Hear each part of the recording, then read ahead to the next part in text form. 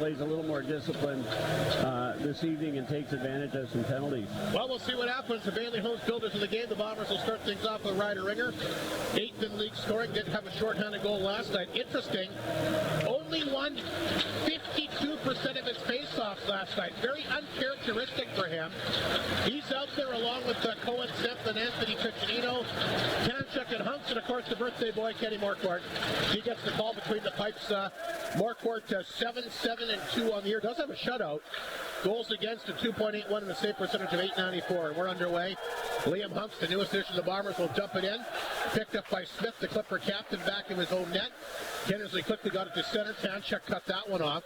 He'll fire it right back in. Smith knocked that down. Smith gets a hold of it. There's a nice crisp pass to, you guessed it, DK Dawson Carroll barreling down the left wing. He'll fire that over top of the Bomber. Came right out front. Picked up here and fired on target that time. Really strange bounce off the glass and right back out front. Kindersley got a good charge here in the early going, but I don't know if I've seen a puck hit the glass and come out like that. It just shot out, yeah. It was, I've seen them before, not here necessarily, where they come out, hit the goalie in the back and go in the net. That one just flew out, though. I remember that happened against Melville here a number of years ago. Keith Gruner out there for the faceoff. He'll line up here against Brock Evans. They got the big unit out there for Kindersley. We're talking Evans, of course, as well as Anderson and Buchart, of course, that new addition that they picked up from Laurent. Here's Cormier at center ice. Had a good game last night, trying to throw it out front. That got blocked here by Herchuk. Puck is picked up here. And the Clippers will move it ahead. That's knocked down the Bomber line that time by Leopard. Big body check below us as Keith Gruner steps into Vimo. Anderson can't pick up the pass the other way. That's broken up, and here comes Cormier. Bombers on the attack. Cormier down the wing, tried to come out front. Hit Hill, big skate. Back to Ryder Muke at the blue line. Muke's got a quick shot ripped out over top of the net. Loose puck picked up by Gruner. Back out front to Muke. He'll get a chance, but redirected to the corner. There's Hilbig. Evans will grab it back of the net. Quickly got rid of it. Anderson trying to get a stick on it. Puck is picked up by Demo off the glass and into the Kindersley bench, and they'll blow that down with 18 and a half minutes remaining here in the opening period. Fourth and final meeting of the regular season, like I mentioned. Bombers have taken all three, both games in Kindersley. Back in the middle of November. Tight games there, 3-1 and 4-3 in overtime. Again, probably the nicest goal of the year I've seen scored by Carter Anderson in overtime. And, of course, the 5-1 victory here on home ice last night. Bombers have the puck back in the Clipper net. They try to come out front. They do get it back to Tanchuk at the blue line, or Yakimchuk, rather. He'll dump that in for Lees. He's back in the net. Arbery, 3 goals in his last 2 games. He's circling around. We'll chat with him in the opening intermission tonight. Lost it in the corner. Puck picked up here by Buchart. They've actually split up Buchart from the trying to get some more offense. So Buchart was playing with Evans and Anderson last night. He's moved to a different line here tonight. And they're obviously trying to get more offense. Bombers will dump it in. That's picked up by Smith, the Clipper captain, back of his own net.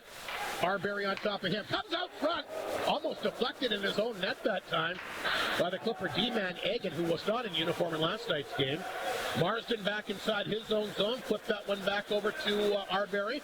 Got to come back to Stitton. Intercepted by Egan at center, and he'll flip the puck back inside the Flin Flon zone. Morcourt around the boards. Dostal got a stick on it. Back out front. Ripped over top of the net that time. Great chance by Perlinger. Puck is lifted off the ice back down inside the Clipper zone. And you can tell that Kindersley really wants to get that first goal here tonight. They don't want to trail in this hockey game. It's tough.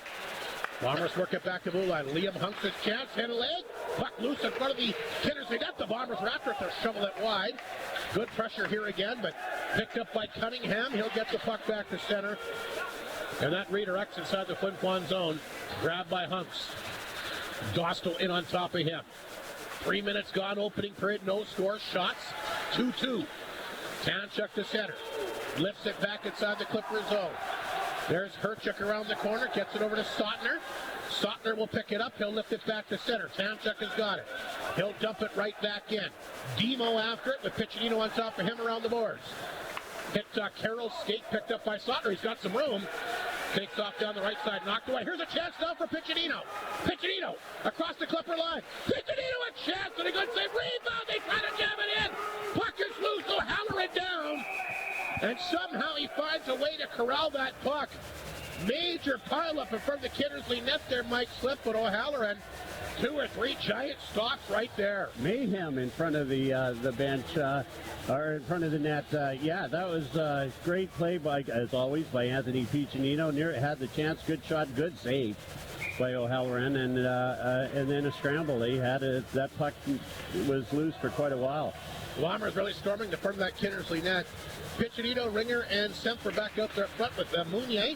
And Lepper, back to Lepper, rips that one and gets blocked here by Dawson Carroll. And the Clipper bench obviously enjoys that. Boy, I don't remember Dawson Carroll blocking a lot of shots at Flin Flon. He's really brought his A game to Kindersley, has he not? He sure has. And again, getting the play helps.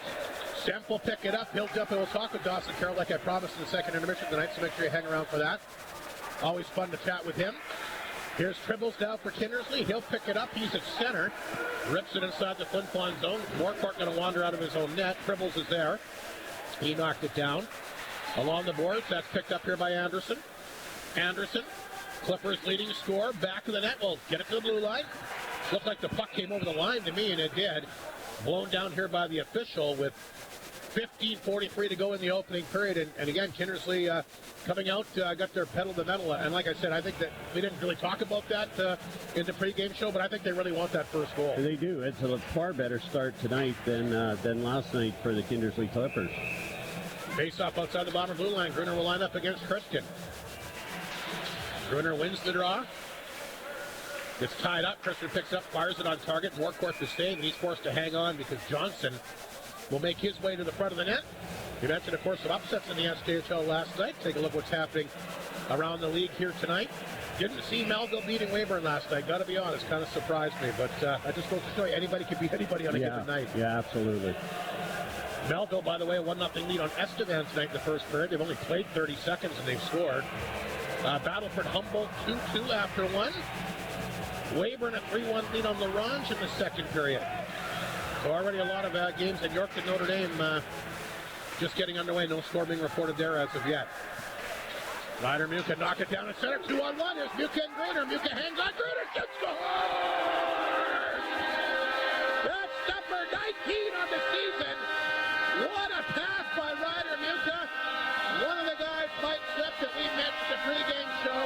This guy just gets better and better and better every single game. He came out with a bang last night. He's come out with a bang tonight. But what a pass out in front. What a play to Gruner, and a good shot by Keith Gruner. But yeah, Ryder Muka just playing great right now.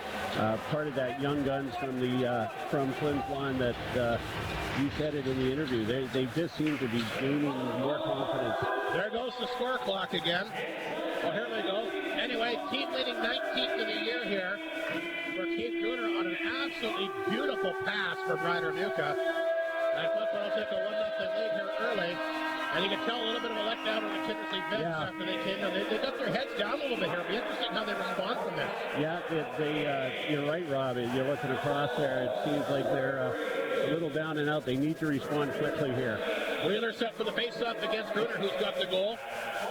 For the face-off inside the Flin Flon zone, the right of Teddy Moorcourt. Here's Cormier for the Bombers. He'll get a hold of it. He'll lift it ahead, looking for Ryder Muka. Dennis blocked it. Muka got it back. Boy, fighting for it. Gets a shot on net, and O'Halloran will stop that. Marston can't hold the line. The puck will roll back to Jakubchuk, who, by the way, had more minutes in the game than any other player on the ice in last night's game. Jakubchuk poking it ahead. Ryder Muka. Nice pass to feed it back to Cormier at center. He'll dump it in. O'Halloran will stop that. Picked up here by Smith at the side of the Kindersley net. Gets rid of it quickly to Hilbig. Hilbig had a guy on him, but got rid of it to Stotner. Stotner at center. Lifts it back in on net. Save made by Kenny Moorcourt, and he'll hang on with 14.5 to go. You mentioned Flin Flon wanted to be a little bit more disciplined tonight.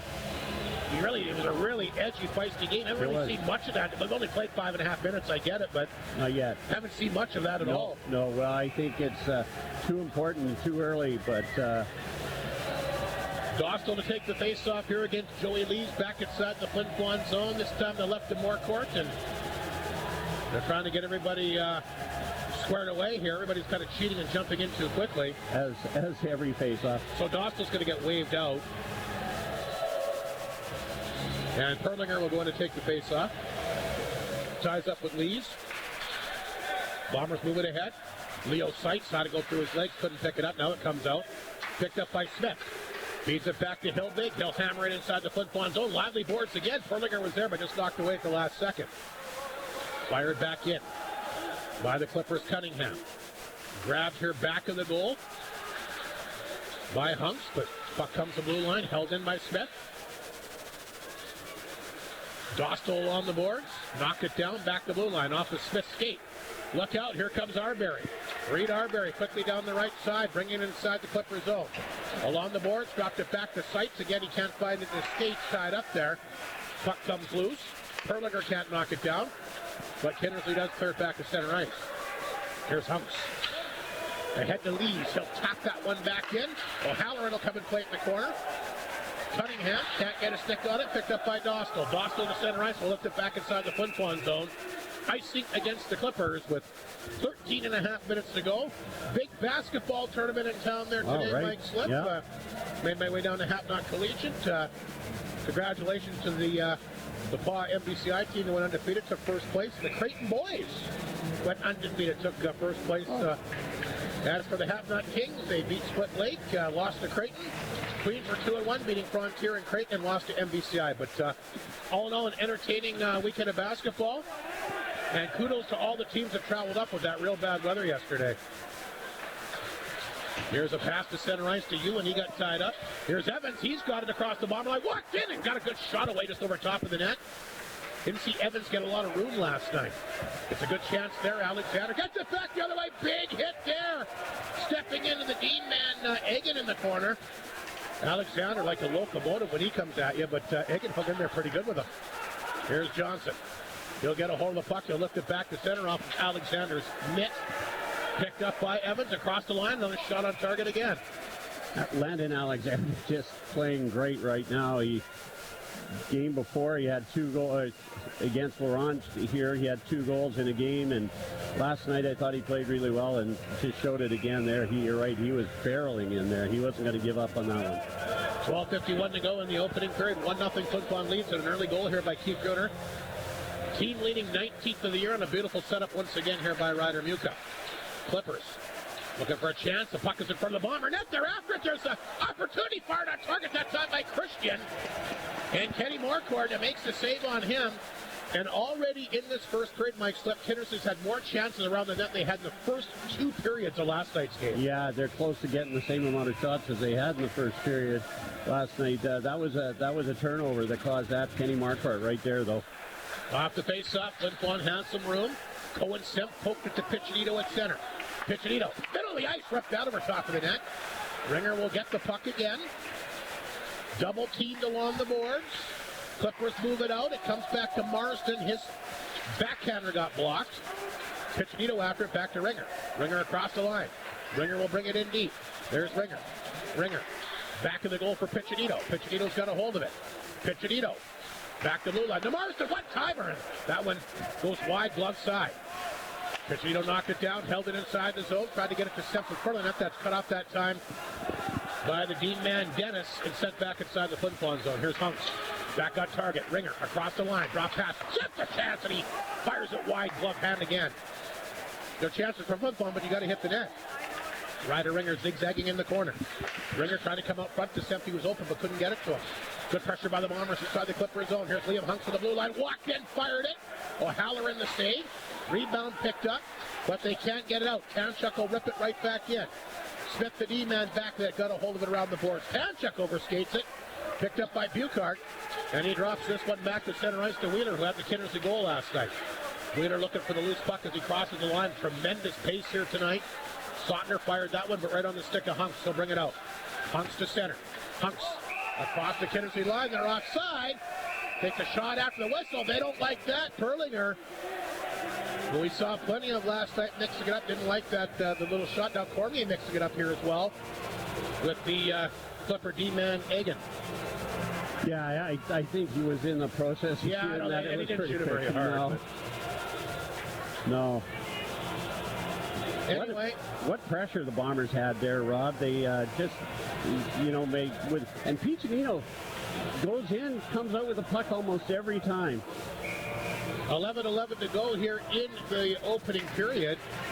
Just got word that Flow Sports is down here. Not sure what's happening with that, but I'm sure they're trying to rectify it. Hopefully. Anyway, the puck is sent inside the Flin Flon zone. There's Hunks up the boards. Picked up here by Gruner. Gruner back to center ice, try to come back to Cormier. Cormier will get it. He'll hammer it inside the zone. Muka can't pick it up. Clippers have it. They'll work it back the other way. Here's a pass to Dostal. Dostal at center ice, knocked away from him. Puck set inside the Flin Flon zone. Morcourt will knock it down back in his own net. Morcourt played that back to Mounier. Mounier feeds it over to Lepper. Here's the pass to Muka. That one got blocked. Nice job that time by Tibbles. Shook him up a little bit, but he blocked the shot. Here's Lepper. At his own blue line to center. Poke back inside the Clippers zone. Smith is trying to get to it. He'll send it back to the goal this time to Hilbig. He'll play that one ahead. Here comes Tibbles to center. Back over to Anderson. Anderson very sneaky and very dangerous. Flin Flon will have to watch him. He loses the handle. Here's Leo Seitz. Back to center ice. Reed Arbery carrying in. Oh, nice job by Egan to take him down. That's how they don't teach that in the hockey school. That's just good sound positioning. Flin Flon got the loose puck though. Muka back to net, try to tap that one in. Grabbed here by Tibbles. Along the board, there's Evans.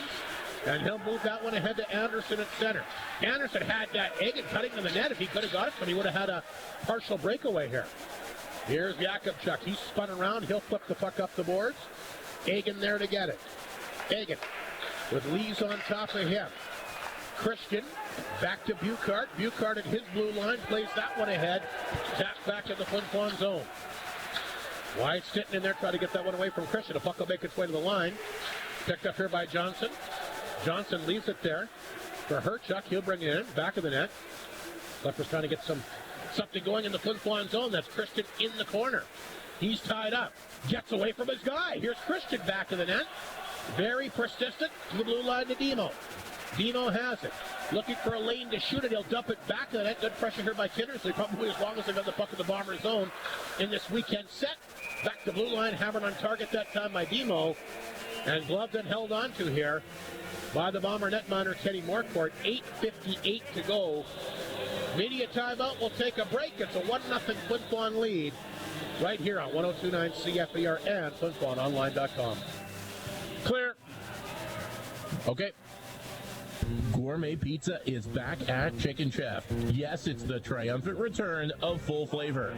Enjoy the house-made meat sauce on the Meatballer Pizza. Spice things.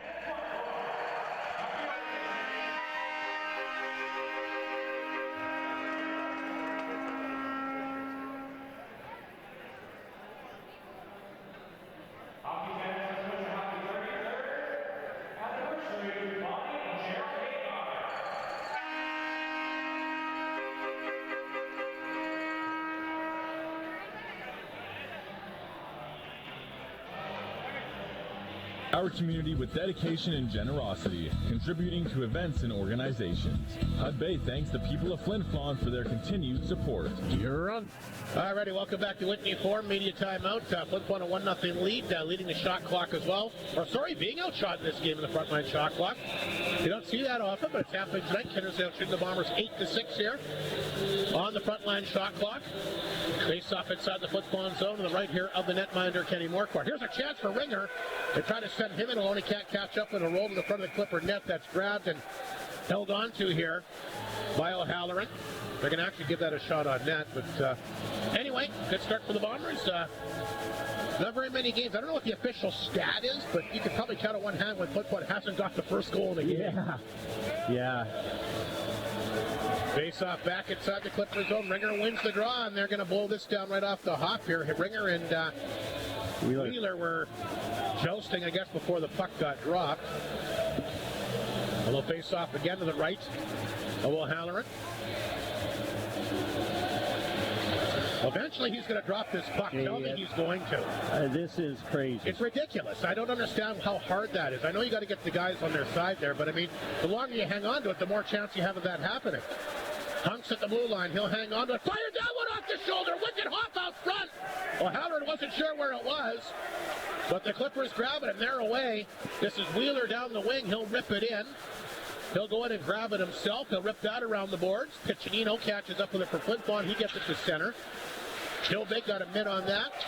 Knocked it down. Played it back across the Bomber line. Here's Hanchuk.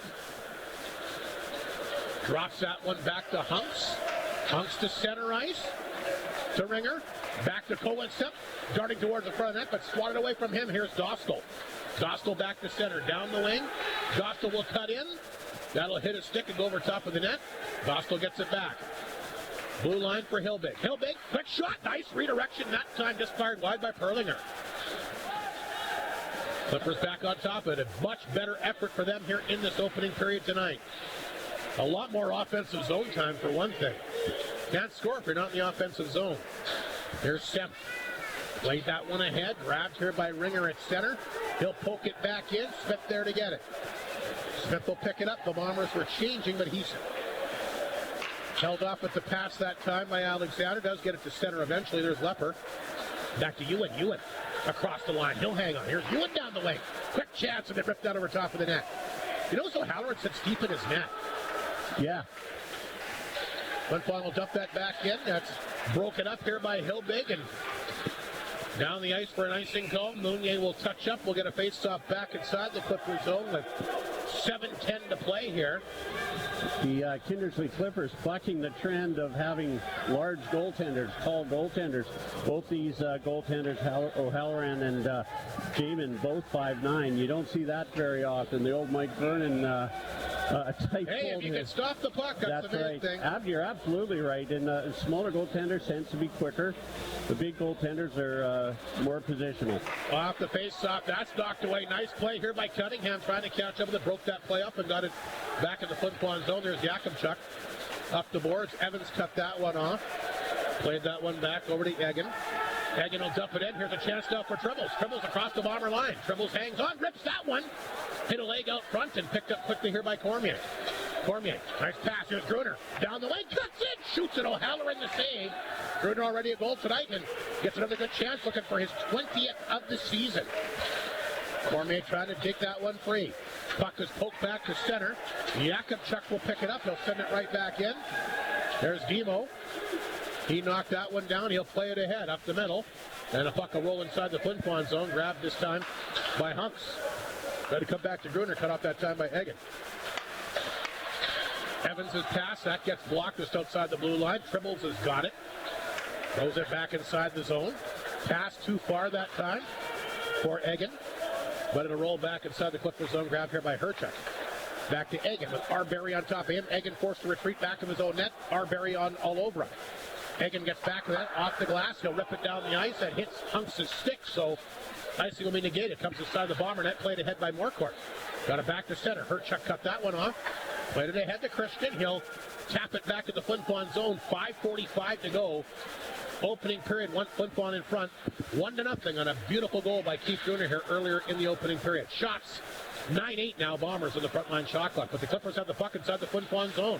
Back out front. There's a chance, fired on target that time by Bucars. You know, he'd love to get a goal here. He's had some tough nights in this building the last couple of years. The puck is sent back inside the Flin Flon zone. Herchuk there. Sends that pass over to Dennis. And he'll tap it outside the zone, and Mounier back to get it. Mounier to center ice to Leo. Seitz redirects it in. Hilbig back to get it. Kindersley is skating a lot better tonight, don't you find? Yeah, absolutely. This is a far better game than last night so far. There's just a lot more flow in it. But they're skating a lot better than they were in last night's game.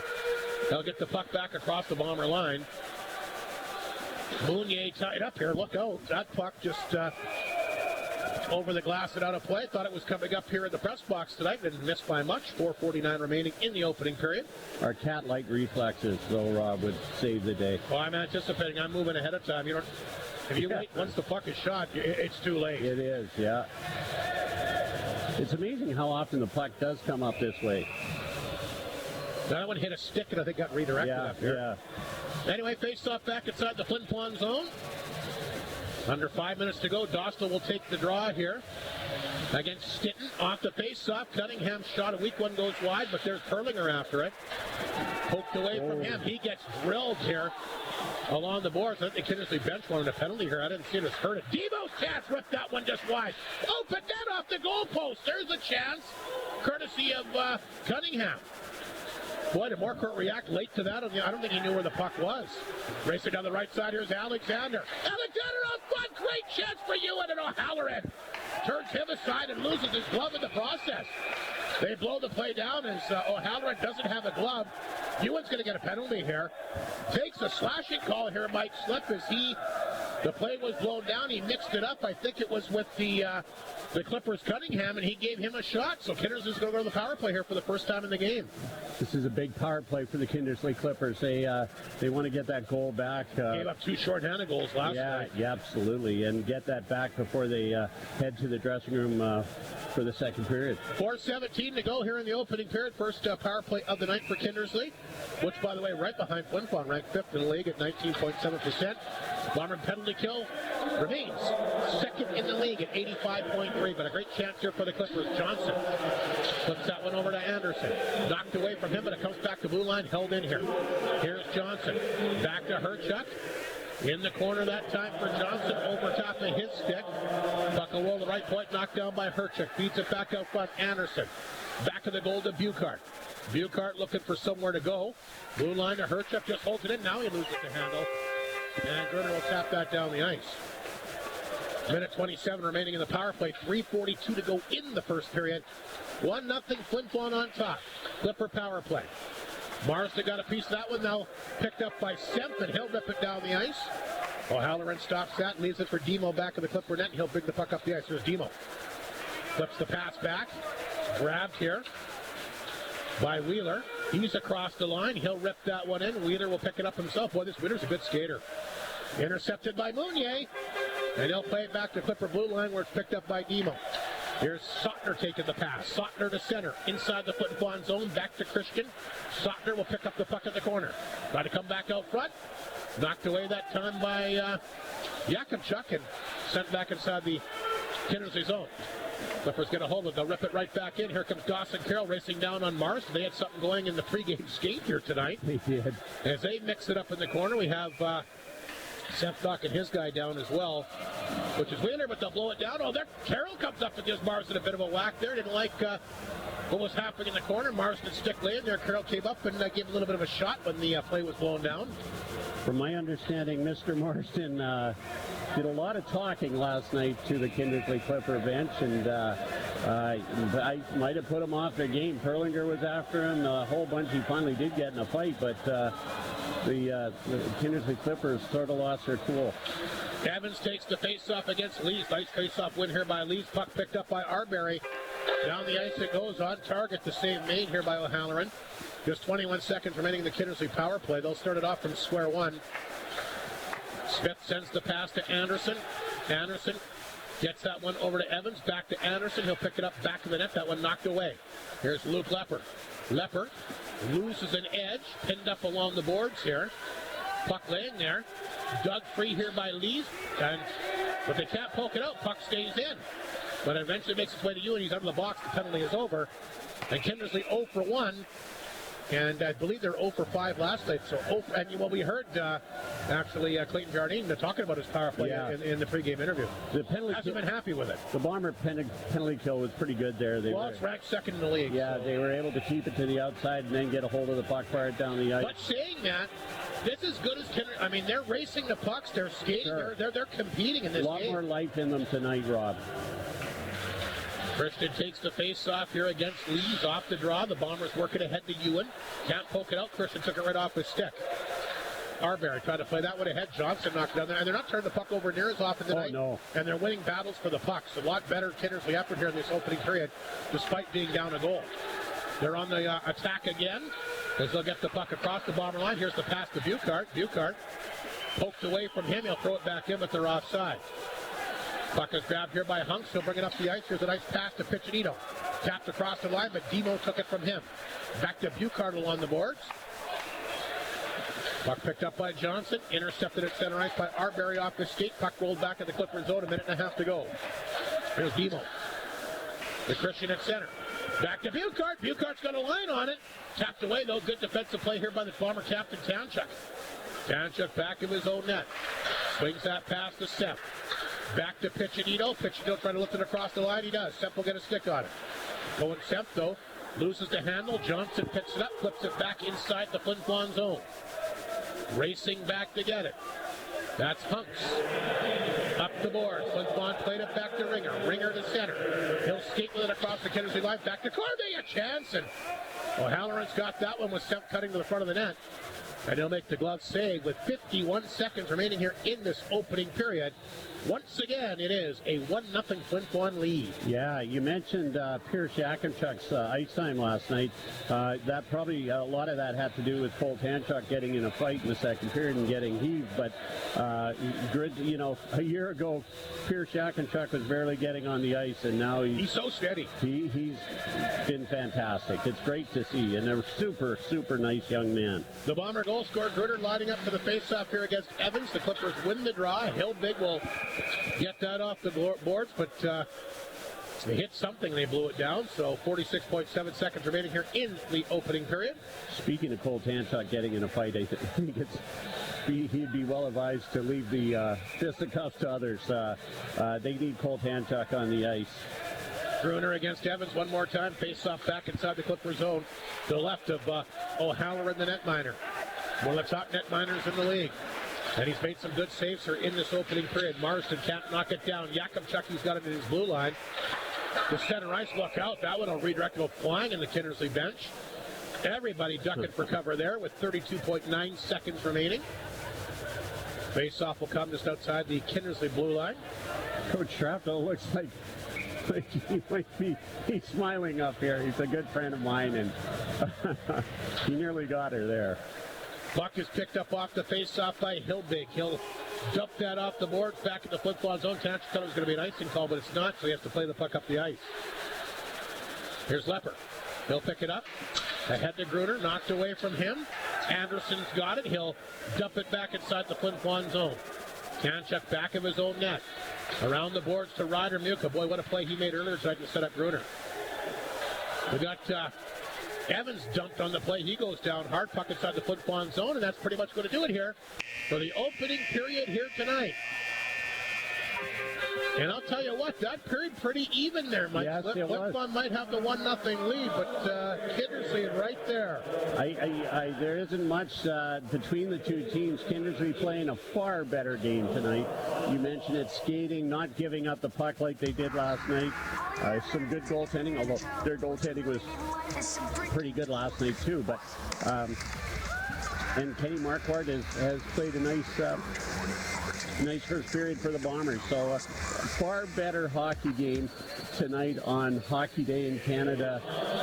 It's great to see. So we're better than Hockey Day in Canada than at the Whitney Forum, Rob, on a Saturday night. Well, and we commented on it last night. We knew Kindersley would be a lot better. They've been a good team here in the second half. So expect it's going to be a one goal game, I think, pretty much either way when it's all said and done. I think you're right. Flin Flon, the 1-0 lead after one. We'll take a break. The first intermission show for the Co-op coming up here on 102.9 CFAR and FlinFlonOnline.com. Here you clear. Set new goals and make them a reality at University College of the North. UCN is here to help.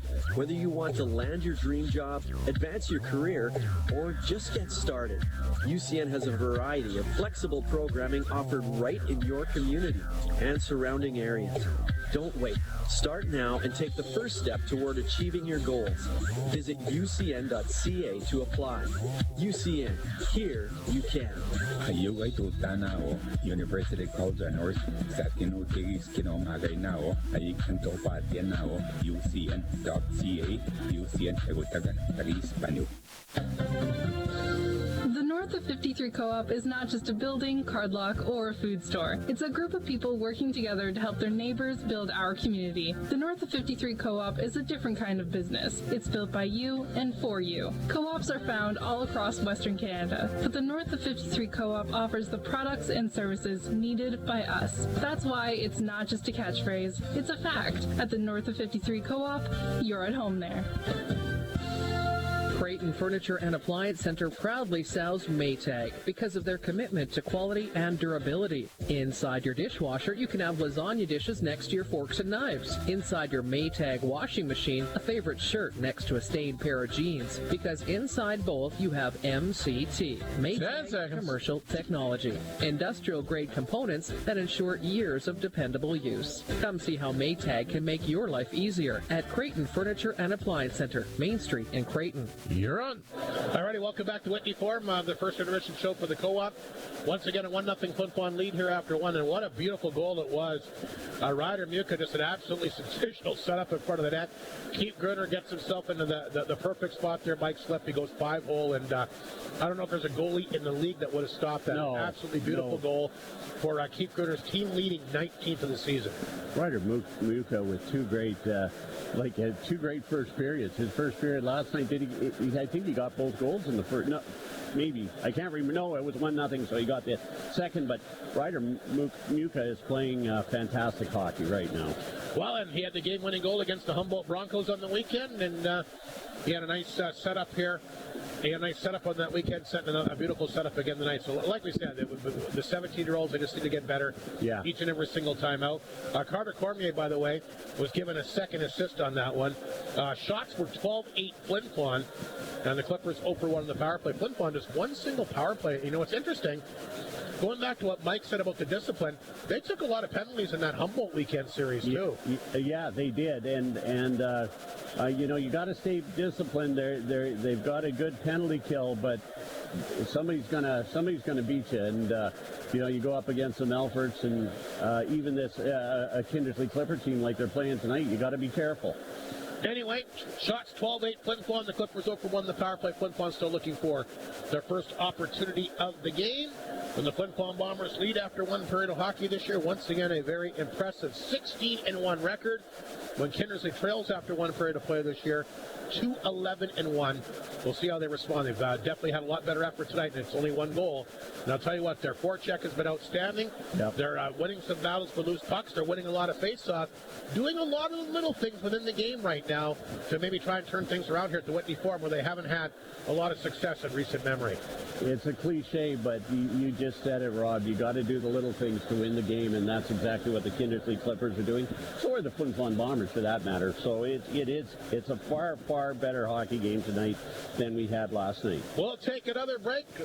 Reed Arbery, as hot as anybody right now, 3 goals in his last 2 games, will be our Creighton Pizza player profile. He'll join us next here on 102.9 CFAR and FlinFlonOnline.com. Clear. Bubbly sparkling water is the best. It has the fizz that gives the zest. With lots of flavors, there's no contest, cause you know bubbly. What are you doing? Just rapping about bubbly sparkling water to tell people how good it is. Is that really necessary? Well, you know, I wanted to, Why don't you just tell them that bubbly sparkling water has no sugar, no calories, and it gives you that refreshing and delicious taste you crave? I think that's a better idea. Arctic Beverages, proud supplier of bubbly sparkling water. Crack a smile. We've called you all here as we await the opening of this time portal and welcome a traveler from the past. Hark, all this ballyhoo from days of yore has made me peckish. I must satisfy my food cravings. Greek, Italian, Chinese, pizza, burgers, appetizers. What about Creighton's Pizza? They have all that for pickup and delivery. Open 3 to 10:30 daily. Zoons! Creighton's Pizza? What such sorcery? Just call 688-2080. Is there a jewel for the penultimate sampling? Close. Creighton's Pizza. Fight for the last slice. You're on. Welcome to our first intermission. Our Creighton Pizza player profile joins us. Reed Arbery, fresh off a 2-goal performance last night, 3 goals in his last 2 games. Reed, things going very well for you, going very well for the team right now. Yeah, I think we just got to stick to it and keep doing what we're doing, working hard, and the results will keep coming for us. Been able to break through with some offense. How you see in the ice right now? What's going right for you? I don't know. I think I'm just kind of doing the same thing I've been doing all year, and it's just working out now. Staying on, it's the most important thing for me. Not getting down when the points aren't coming.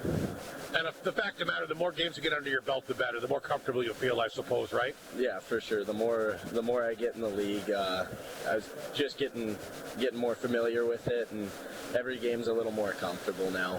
Geez, highlight reel goal, your first one last night. Is that as nice a goal as you scored in junior hockey?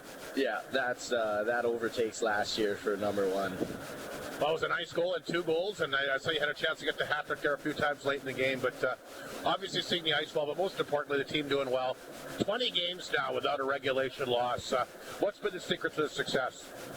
Just working hard. We're focusing on trying to be the best defensive team in the league, and it's true that defense does win championships, so that's our focus here, and it's paying off, and it'll keep paying off.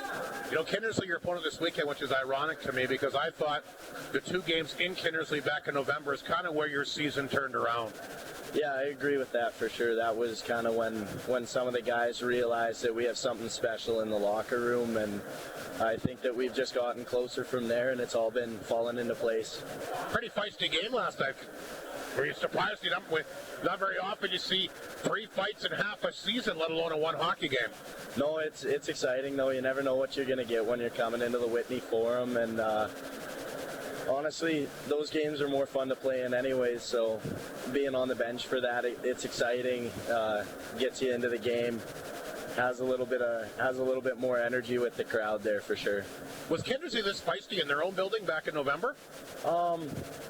I can't really remember. They were definitely a physical hockey team. They were tough to play against, but I don't think they were that aggressive on us. You expecting more of the same tonight? I think so. I don't think it'll be any different from last night. It'll be a battle, and we'll have to play through it. You know, it's one thing to win last night, but I know that you want both these games this weekend, especially with that big Southern Road swing coming up. I mean, you can't look past the game here tonight. No, there's no looking past any games, but everything's momentum right now.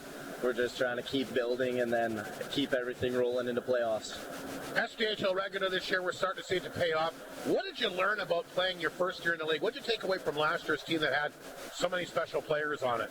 Oh, we had so many guys that even just talking to them in the room, I learned so much last year that just veterans of the game teaching me things that I didn't learn from playing because I wasn't playing as much. What were your expectations coming into the year? To prove a lot of people wrong, prove people that I am better than what I've shown, and I just feel like I needed a little bit of opportunity, and I've gotten that, and I feel like it's all fallen into place for me. To be fair, you did have an injury last year. I mean, I think you have to cut yourself a little bit of slack there. Yeah, injuries are always unfortunate. They're a part of the game, but I just have to recover from that and keep strong. Keep going in the direction you were moving before. You know, you're a guy that, like I said, has had some success scoring, but you like to play a physical game as well.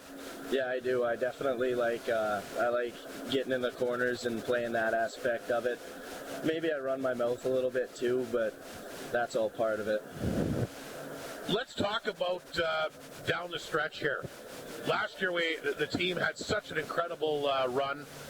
Kind of faded a little bit in the second half. And this is my take on this year's team. I'll get your take on it. I feel that you guys are harder to play against this year than we were last year. Is there a sense that maybe you wanted a little bit, not to take anything away from last year's team, but you had so much skill that night after night could blow teams up, but this year you have to maybe work a little bit harder to score. But I think tougher to play against, and is this group maybe a little bit more hungry than last year's team? It's definitely tough to compare this year's team to last year's team. I think we were a hungry team last year, and things just didn't really fall our way. But this year, I think that we have a really good group of guys, and we have no expectations of ourselves not to get it done. So. And I keep hearing how tight the lock is. The room tighter than last year? As tight as last year? How would you evaluate that? From last year, I didn't think we could get any tighter, but if anything changed, we did get tighter. Well, and like I said, you got guys that are tough to play against. I mean, Ryder Ringer, Keith Gruner, they score goals, but they're tough to play against the wall. Anthony, like you guys are so tough to play against. I mean, it's one thing to score, but there's 2 parts to the game. Well, when you have your top 6 guys playing like bottom 6 guys, that really shows your bottom 6 what they're supposed to be doing. And then when you have all 4 lines playing all together like that, it's a tough thing to stop. I hear you. How'd you come to Flin Flon? Take me back how you became a Bomber. I was playing my last year of midgets in AAA in Prince George, and then I came back to my hometown and played a little bit of Junior B. And the coach of that team played in Flin Flon with Reagan when they were together. And then he sent me over for camp, and everything just worked out.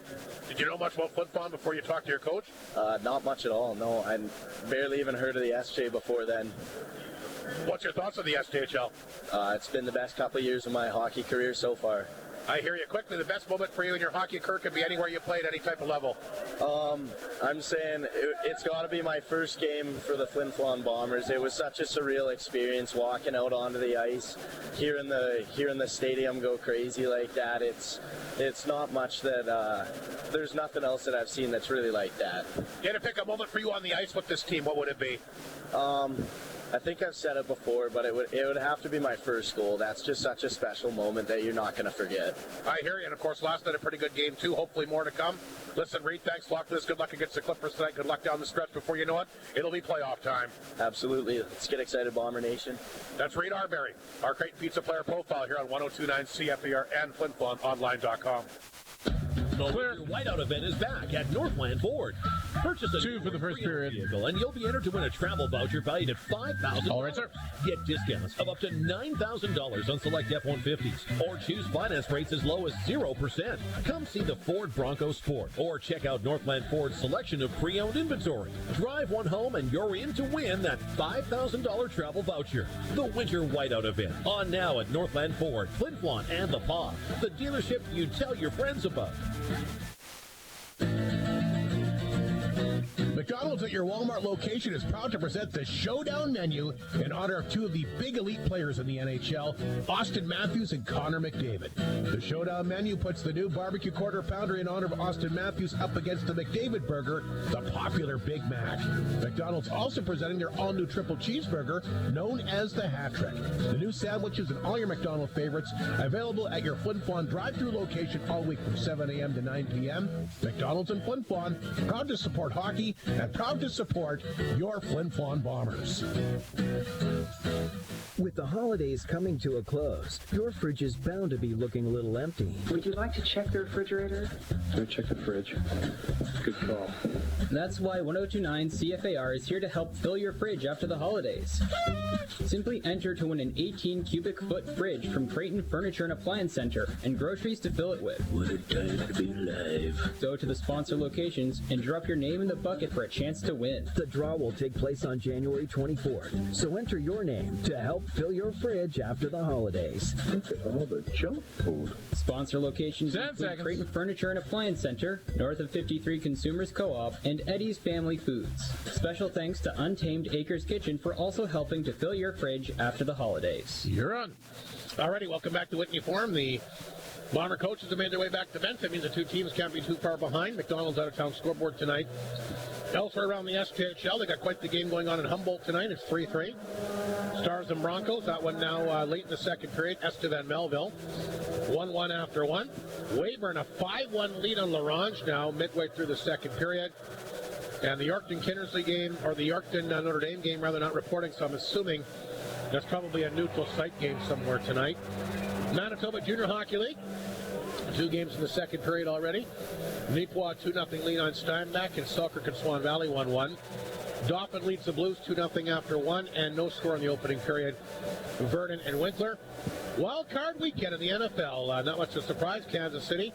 Good defensive effort by Houston today, but couldn't get anything really going offensively. Chiefs are out of the AFC title game again as they beat Houston 23-14. But how about that Washington-Detroit game? Commanders up 17-14 in the second quarter, and you picked them to win that game. No, I didn't. I'm hoping for the Lions. I'm hoping for the Lions to go all the way. Got their heads full there tonight.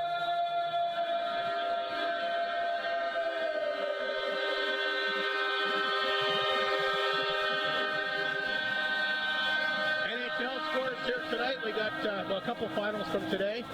Philadelphia playing some good hockey. They beat New Jersey 3-1. Ottawa over Boston in the shootout 6-5. Colorado doubled up on Dallas 6-3. The Flames lead the Jets 2-1 in the third. Florida, that's a final as well. They blanked Anaheim 3-0. Washington ahead of Pittsburgh 2-0 in the third. Leafs Habs all even 3-3 in the third period. The Islanders lead San Jose 2-1 in the second. And the last game for Hockey Day in Canada, Edmonton at Vancouver. And as a side note, since Northland Forest, one of the big sponsors of this broadcast, Brett Pritcholski, second place in the CFR NHL Hockey Draft. Ran into it the game last night, Mike. His response, I swear to God, big deal. If you're not first, you're last. I told him tonight he didn't even know. Well, that's what he told me. If you're not first, you're last. He said it's either first place, it's either the gold medal or nothing as we start things off here. Very competitive. Early in the second period, the Bombers get in on the goaltender pretty quickly. Puck is bouncing around inside the Clippers zone. Picked up here by Wheeler. Gets that one back to Sautner at center, and he'll bounce it off the boards back at Flin Flon territory. That's an icing call. And they'll blow that down. 29 seconds gone here in this second period. We should mention as well, local basketball taking place today. MVCI girls end up winning the girls' side as they were perfect. And the Creighton boys went undefeated, took first place. So congratulations to those two teams. And again, a big thanks to all the teams that traveled up. Not the best to travel there the last day or so. Some teams couldn't make it. They were obviously down south with the highway closed, but a number of teams still got through. Ryder Muke at center will kick that puck back across the Clipper line. Try to chase that down. Smith took the body check and put that up the side of his own net. Puck dug free by Dawson Carroll. The puck will stay in. Now it comes out. Picked up by Gruner. Intercepted by Christian. Boy, Kindersley just so much better on these loose pucks than they were in last night's game. Puck rolls back in the Clipper net. Muke in there, takes it free, wrap around, save made O'Halloran, rebound, fired on target by Gruner, and O'Halloran's got that, and with a .916 save percentage this year, he's tough to beat. He sure is. He was out of the net that time, right at the top of the crease, and just right in perfect position. Another face-off back inside the Kindersley zone. Shots, by the way, 14-8. Flin Flon again leading the game 1-0 on a first period goal by Keith Gruner, his team leading 19th of the year. Off the face-off. That puck is picked up right around the boards that time by Dennis. Comes out. Lepper will grab it his side of center. Got that one back to Mounier. Mounier will dump that across the line. Here's a chance, and Leo Seitz fires it wide. Johnson back the other way for the Clippers. Back to Demo. Demo will carry the puck in. He dropped it back that time to Buchart. Buchart will flip it back to the Bomber net. There's Luke Lepper to grab it. Lepper tried to swing that past the Seitz, and he can't pick it up. The puck will roll back inside the Clippers zone. Grabbed here by the young D-man, Herchuk. Herchuk got it back to Demo. He'll flip it out. Mounier to center ice. Tapped it ahead, but right on Demo's stick, and he played that ahead to Christian. Christian, nice job to drive down across the line. Ripped that over top, and it comes right back out front. Another one. And Morcourt had trouble handling that one. As that took a really, like Mike Slitt mentioned, an awkward bounce off the glass. Puck rimmed around the boards. Leo Seitz tries to catch up with it, but held in that time by Egan. Good pressure by the Clippers. Trying to tie up this hockey game early in the second period. Lepper loses the handle. Intercepted by Evans. Evans back out front. Nice pass! Shot net is empty, and Morcourt will slide over there and hit his stick and went wide. Clippers come close there. If that gets on the stick cleanly, it's a 1-1 game. Bombers' defenseman wasn't moving his feet. He could have tipped that one away, and it snuck by him. And you're right, if he got a hold of it, I think it was in the net. Morcourt was at the other side of the net there. Yeah. 17:31 to go, second period. It is a 1-0 Flin Flon lead, but this Kindersley team, boy, what a difference a night makes. You know, Demo played, I thought, a good game last night, and he's playing a really good game again tonight. Evans to take the face-off here against Stitton, back in the Flin Flon zone, the right of Kenny Morcourt.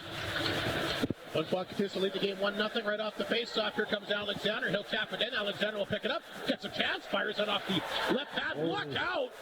What a collision here at the other side of the net. Is that Semth?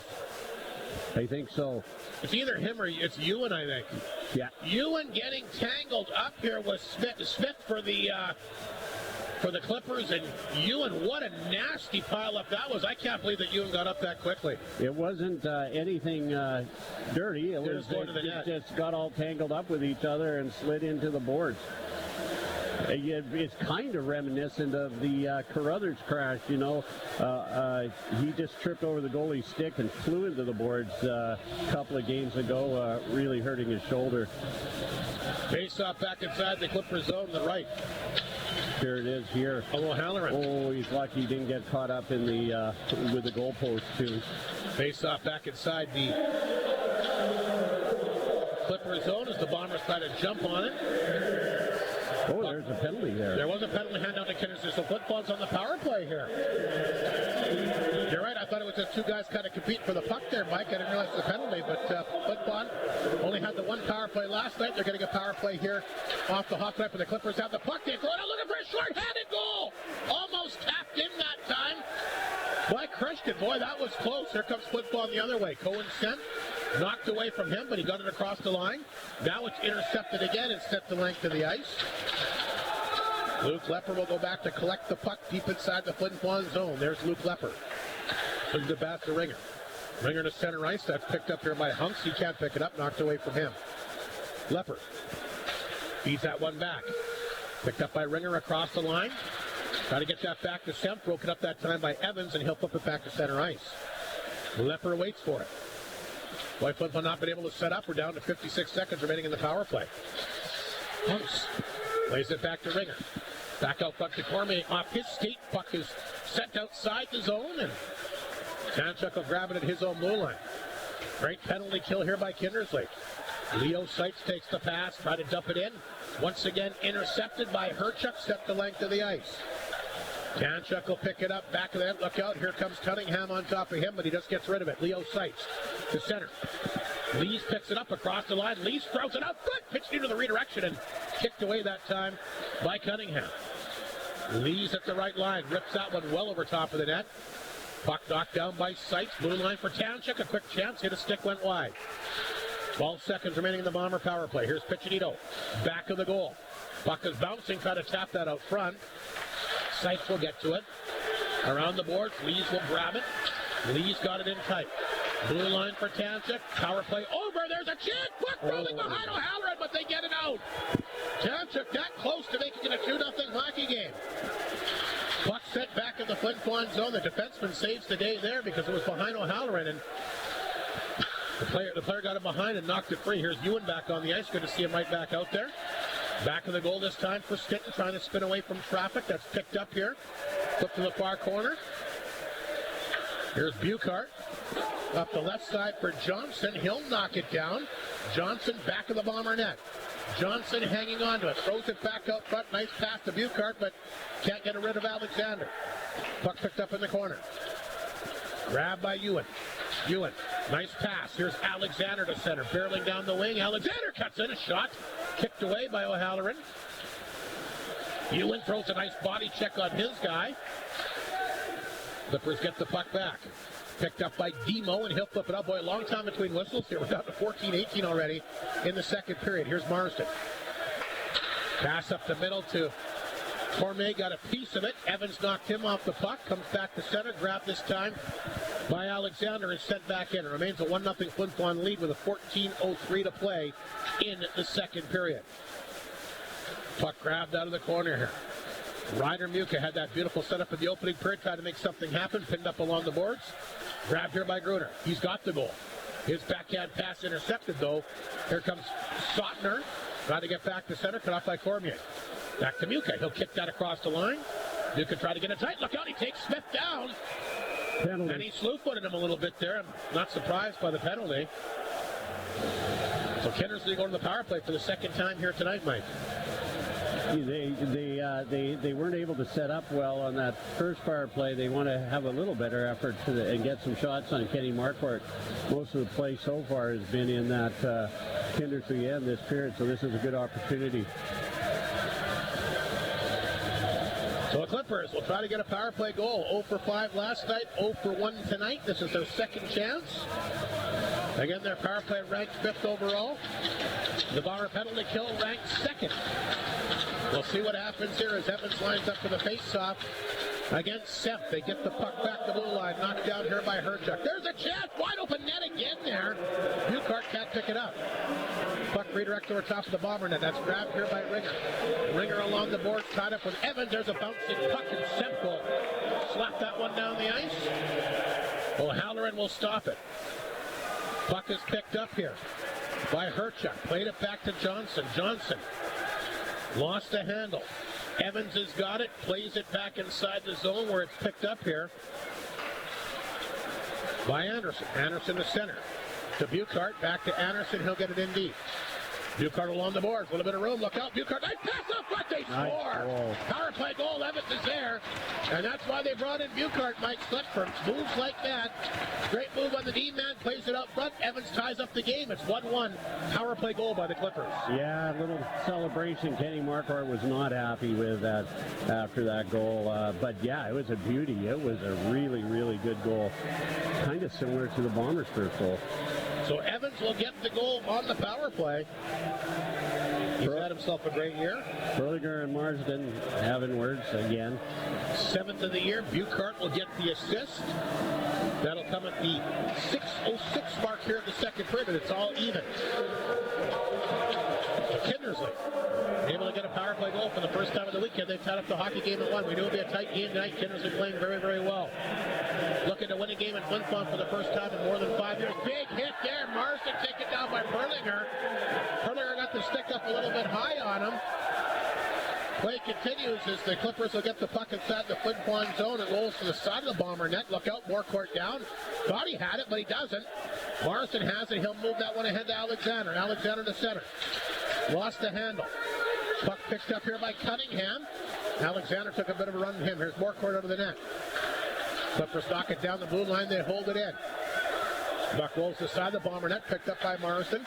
Marsden, nice pass outside the zone to Alexander, but Smith takes it right off the stick anyway, and he'll fire it back in. Kindersley definitely getting some confidence after that tying goal on the power play here tonight. Puck inside the Flin Flon zone, pinned up along the boards, dug free here by Carroll to the blue line. Hilbig's chance, knocked down in front. Puck laying in the zone, finally picked up by Ewan. He'll get it to center. He's bumped off the play. Puck grabbed here by Yakimchuk. He'll flip it. A nice job to leap up and grab that by Hilbig. Here's a pass to Carroll. Across the line, Carroll hangs on, rips it on target, and Kenny Marquardt, nice positioning there to make the save on top of the blue paint. Now, Carroll and Marsden at each other once again. Marsden not going to be happy after that Perlinger hit. They're escorting him over to the Bomber bench. There'll be some conversation on the way, I'm sure. Yeah, there is. The Klipper bench just giving him the gears on the way over. 11.5 to go in the second period, and could you imagine if these teams meet in the playoffs? Referee went over and talked to Coach Reagan. He wasn't happy with whatever he Bombers said. win the face-off, quickly they're away. There's a nice pass here. Lepper looking for some room. He'll tap in the corner, picked up by Seitz. Seitz back in the goal. Trying to come back out front. Grabbed here by Lee to the blue line. Mounier, he knocked it down. Mounier keeps it in for the time being. Now it's lifted out. Puck comes back to center, picked up by Johnson. Played it back to Hilbig. He'll lift it inside. Look out, Leopard going to stick on that. Knocked it down midair. Puck played back here to center ice. Here comes Arbery. He'll dump it in for Lees. It's under 11 minutes to go in the second period. The Klippers have tied it. A power play goal here by Brock Evans in the second period. Beautiful pass by Mason Buchart. Here's the bank pass, but Herchuk intercepted that one. Herchuk will dump it right back in. Tanchuk back of his own net. Throws it out front. Look out. Giveaway. Comes the blue line. Devo a chance. Save made. Rebound is loose. The Klippers are after it. And picked up here by Tanchuk. Tanchuk off the glass. Knocked down quickly. Boy, Flin Flon has not had a lot of offensive zone time in the second period. Kindersley's been so good getting the puck out of their own end. They did to start, but it sure has switched. Demo will tap it right back in. Marquardt stopped that, left it inside of that, picked up here by Ringer. Here's Ringer. Dropped it back. Here's Tanchuk. Circles back inside his own zone. Kindersley changing. Hunks a nice pass up the middle. Oh, there's a chance for Ringer in behind the D. Wasn't expecting it, got in on it late, and that allowed Eggman to get back and knock it down. Lost the handle, though, right back out front. Puck at the crease. Flin Flon after it. Knocked away this time by Dostal. And he'll fire it off the boards back inside the Flin Flon zone. There's Marsden. Lost the handle back at it. He and Perlinger getting into it. They had quite the battle going last night. It continues into tonight's game. Puck picked up by Ringer. Piccinito. One-on-one here against the D-man, Egan. Egan knocked it down. Gets a hold of the puck. That's tripped up, but he'll bring it back down the ice. Here comes Egan. To Dostal. Across the line. Here's quick shots. There's quick shots. Had a good chance. Fired on target. Save made here by Morcourt with somebody sticking behind the play. The linesmen are just jumping in between Perlinger and Marsden. Perlinger comes over to give Marsden a whack. They're going to have some words going on. Media timeout. We'll take a break. It's all even. Evans on the power play has tied the game here in the second period on 102.9 CFER and FlinFlonOnline.com. Bailey Homes provides ready-to-move homes as unique as you and your family. They'll be at the 102.9 CFER Trade and Leisure Show this spring to answer any questions you may have, whether it be from the quality of the build to the care of the move. Let Bailey Homes make your dream home a reality. They have the experience delivering custom-made homes to the north. Find out more by calling 1-855-773-0217 or visit bailey-homes.ca. Take advantage of the start of the year off-road sales event on now at Frontline Sport and Leisure. Get up to $1,000 off select Polaris Sportsman models or financing as low as 1.99% for 36 months. For work or play, relentless for the daily grind, or for when the doing is done. Your year is riding on this. Call 688-3333 or see things for yourself on Coronation Drive in Creighton. The start of the year off-road sales event is on now at Frontline Sport and Leisure. You're on. 9:16 to go in the second period. A 1-1 hockey game. Keith Turner opened the scoring for the Bombers. His team leading 19th for the year back in the opening period, but Evans has come back on the power play.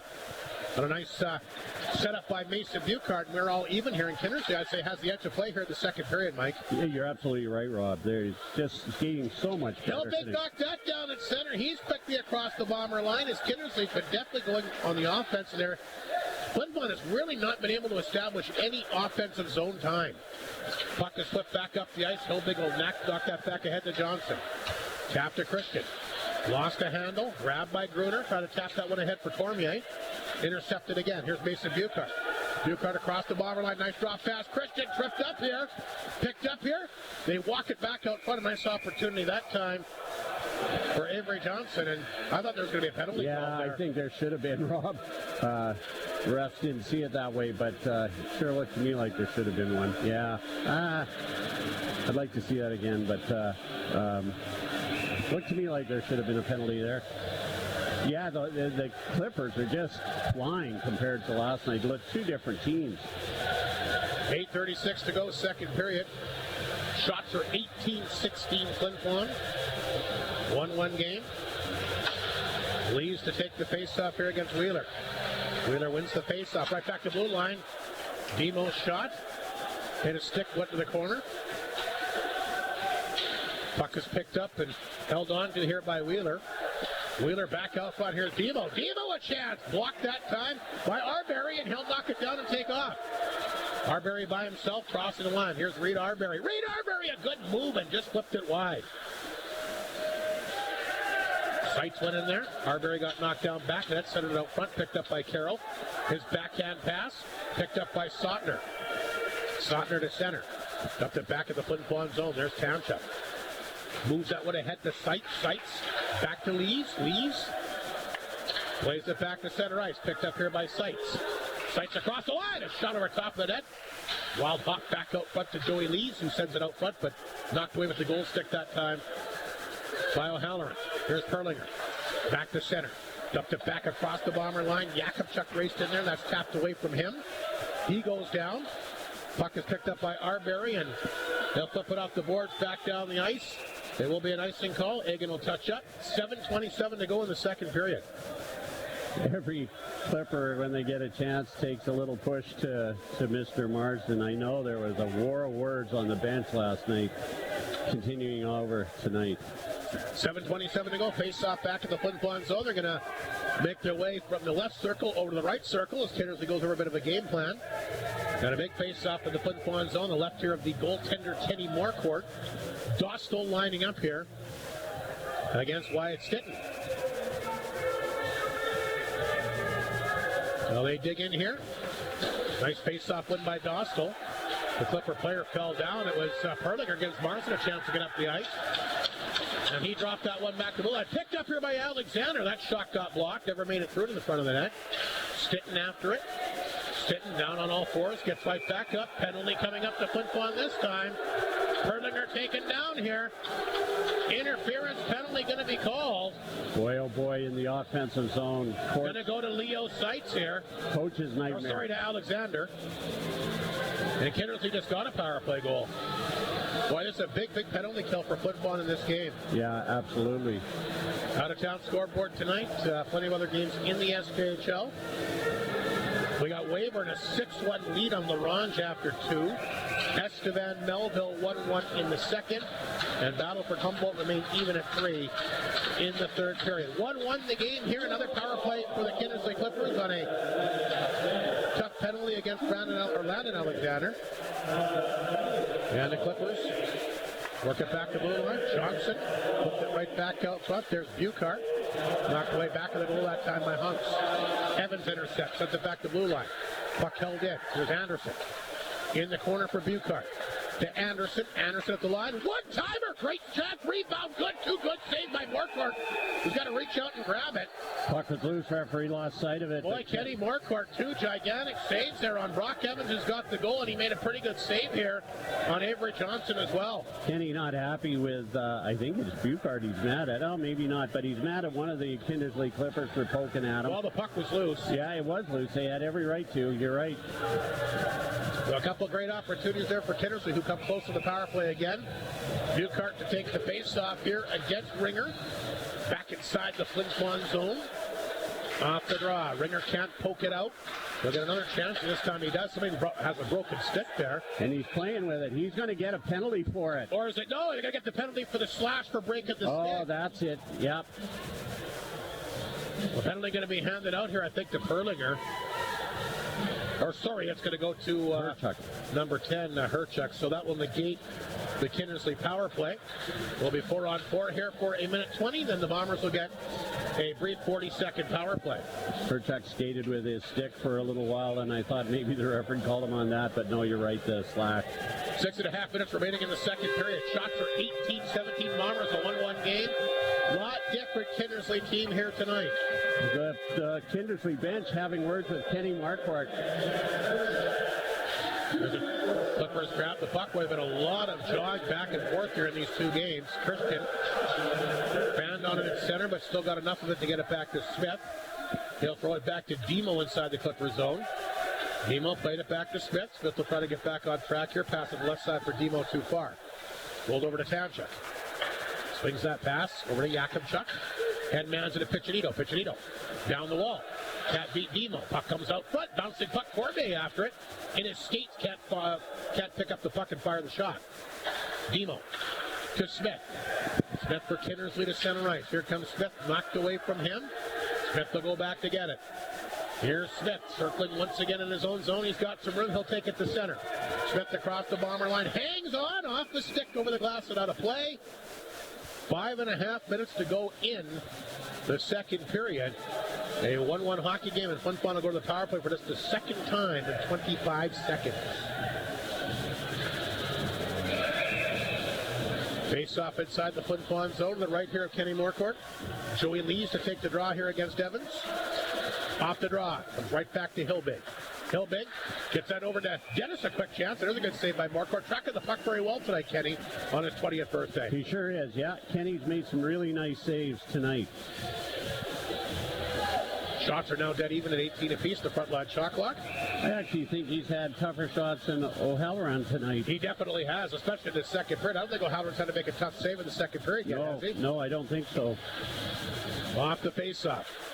Puck picked up here by Hilbig. He'll make through traffic. Look out. That's it. If it hits the net, Marquardt had no idea where it was. He was screened out front. It misses. The Bombers back the other way. Here's Yakimchuk leading the way. Yakimchuk, good move. Shoots it. Just fired it wide. Low stick side. That would have been a big one. Janchuk knocked to the ice. Here's Evans. He'll jump it in. Flin Flon now on the power play. Alexander in the box. Marquardt stopped it. Back to that. Look out. Dostal got in there and tied up his guy. Excellent forechecking by Kindersley in this game. Puck lifted back of the Bomber net. There's Yakimchuk back to get it. Dostal watches him. He'll swing the pass to Ringer. Ringer to center ice. A quick pass to Semp. Semp across the line. And to feed that back to Gruner. Semp went in there after it. Back of the net. Here's Ringer. Ringer back of the goal. Mugged in the corner by Hilbig. He was going nowhere. And the puck flipped down the ice. And Lepper back to get it with Perlinger on top of him. Perlinger takes it away from him. Great penalty kill. And we're back to 5 aside as Herchuk will race to the Kindersley bench. And Ringer will pick up the puck. Yeah, Gruner set to go, but Wheeler with the steal. Wheeler gets a chance, walks in and gets a shot. Good stick save that time by Marquardt. Last time we talked about the Clippers throwing the puck away. Yeah. It's the Bomber defense tonight. It is. Liam Hunks ahead to Ringer, who's been out there a long time. Plays it back to Lepper at center. He'll carry the puck in. Shot from well out. Kick to the corner that time by O'Halloran. Puck bouncing in the corner. Grabbed by Demo. Played that ahead to Dawson Carroll. Here comes Carroll to center. Nice pass! Free Sotner up the middle. Then he just had it roll off the tip of his stick, but a great feed. Look out! Carroll taking a bit of a run here at Alexander. He missed him. Sotner will try to get to the front of the net. Puck back to Egan. How long has Ryder Ringer been out there, Mike Slip? He's got the puck again, and he's got to be dead tired, isn't he? Across the line, swing the pass back. Alexander deflected out front. Puck bouncing. O'Halloran can't get to it. It's jabbed in here by Alexander. Look out. O'Halloran comes over. He grabs a hold of Stinton.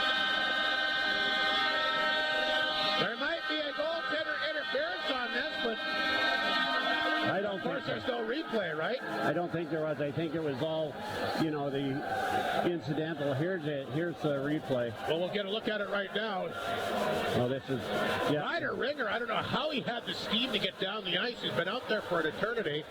You're right, here comes the replay. Alexander, the shot, it hits O'Halloran. It's right out front. Stick is not really, he's just standing on top of the crease. Yeah, he got hit and landed on top. Let me tell you, there is a war of words going on between the Kindersley Clipper bench and Kenny Marquardt in this second period. What's that all about? I don't know. Kenny's playing Kenny's game. He's not afraid to mix it up himself. And I don't know if something was said out there before, but it's a disallowed goal there, Mike Slip. So there obviously must have been some type of goaltender. There it is again. Now Stinton is just standing there, and it's really tough to tell because of that big pileup. That might be a legit having another look at it. I think Stinton fell over the goalie, and I don't think the Clipper pushed him. I thought at first that the Clipper might have pushed it. It's just a pileup in front there. Yeah, watch. Like Stinton is just sitting there. That's a real tough one to kind of sort out, isn't it? Yeah, it is very tough. I'm trying to see who that.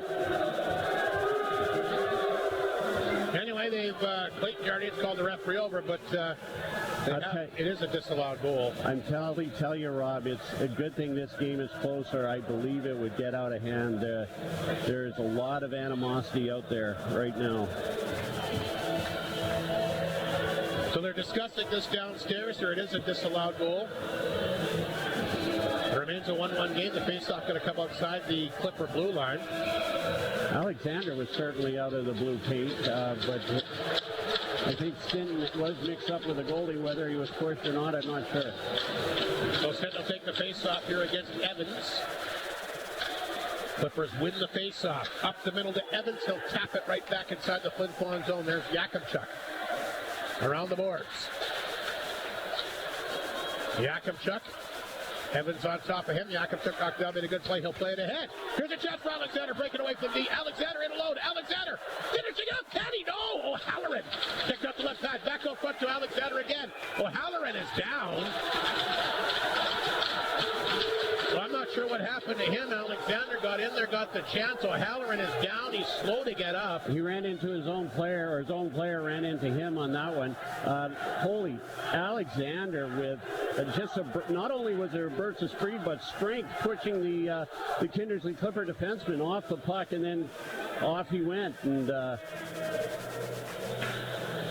some interesting bounces tonight too, Rob. It's been.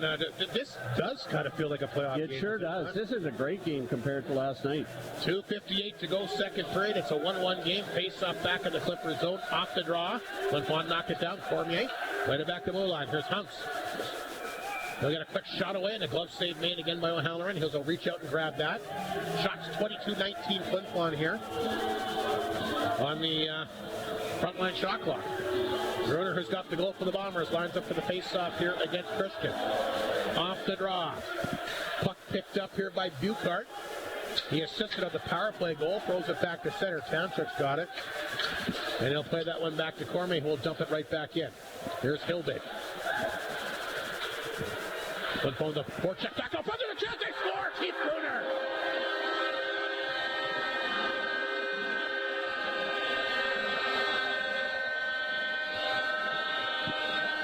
One of the few turnovers by the Clippers in their own zone, and you can see the disappointment on the head coach's face there for Clayton Jardine. They had the puck up the ice. Well, here it is. It's just stolen. It comes right back up front. Keith Gruner not going to miss from there. 20th goal of the year, Mike Slip, second tonight. What a season the 20-year-old from Winnipeg is having. He sure is, and a great forecheck by Carter Cormier to take that puck away from the Clippers and pass that out to Keith Gruner. Cormier's second assist of the hockey game as the Bombers retake the lead here 2-1. Here's Tanchuk back of his own net.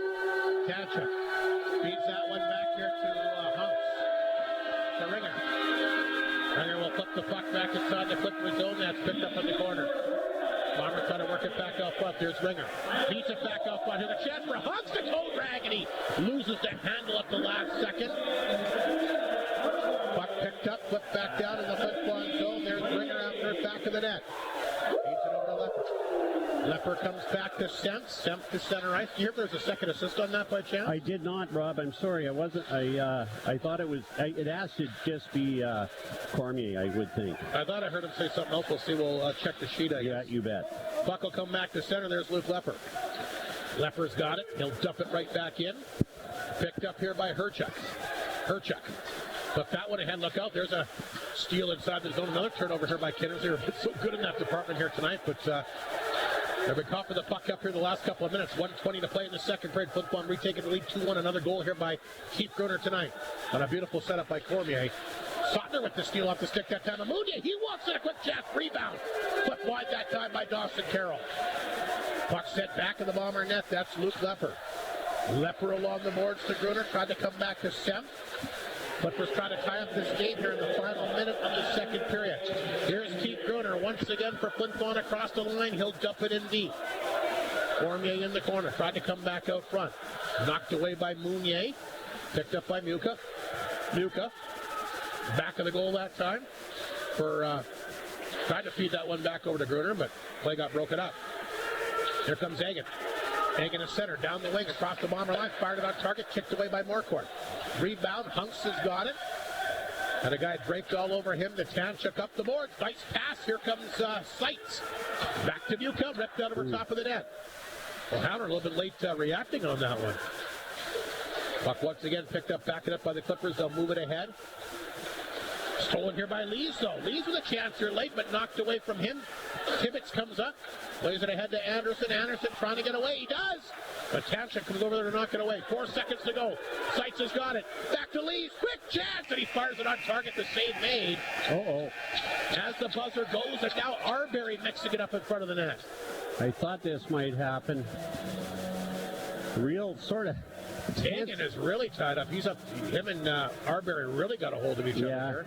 A real tense period there, Rob. It's going to be interesting. I'm going to watch. Like I said, it's got a real.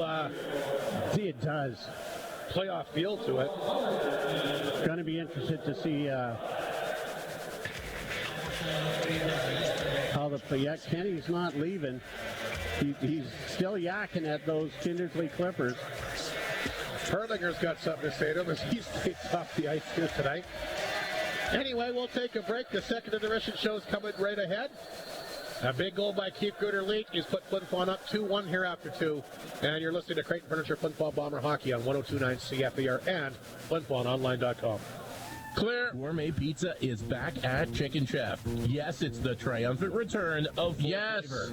Enjoy the house-made meat sauce on the meatball. I know the online feed's got static on it. I don't know how to fix it. I don't know what to do. Hawaiian or keep it classy with Chicken Chef's Italian classic CC's Margarita Pizza with their signature dough. I'm like, let your taste buds. I don't know. I'm not pulling wires or anything. I don't know what to do. Where it always feels like home. Yeah.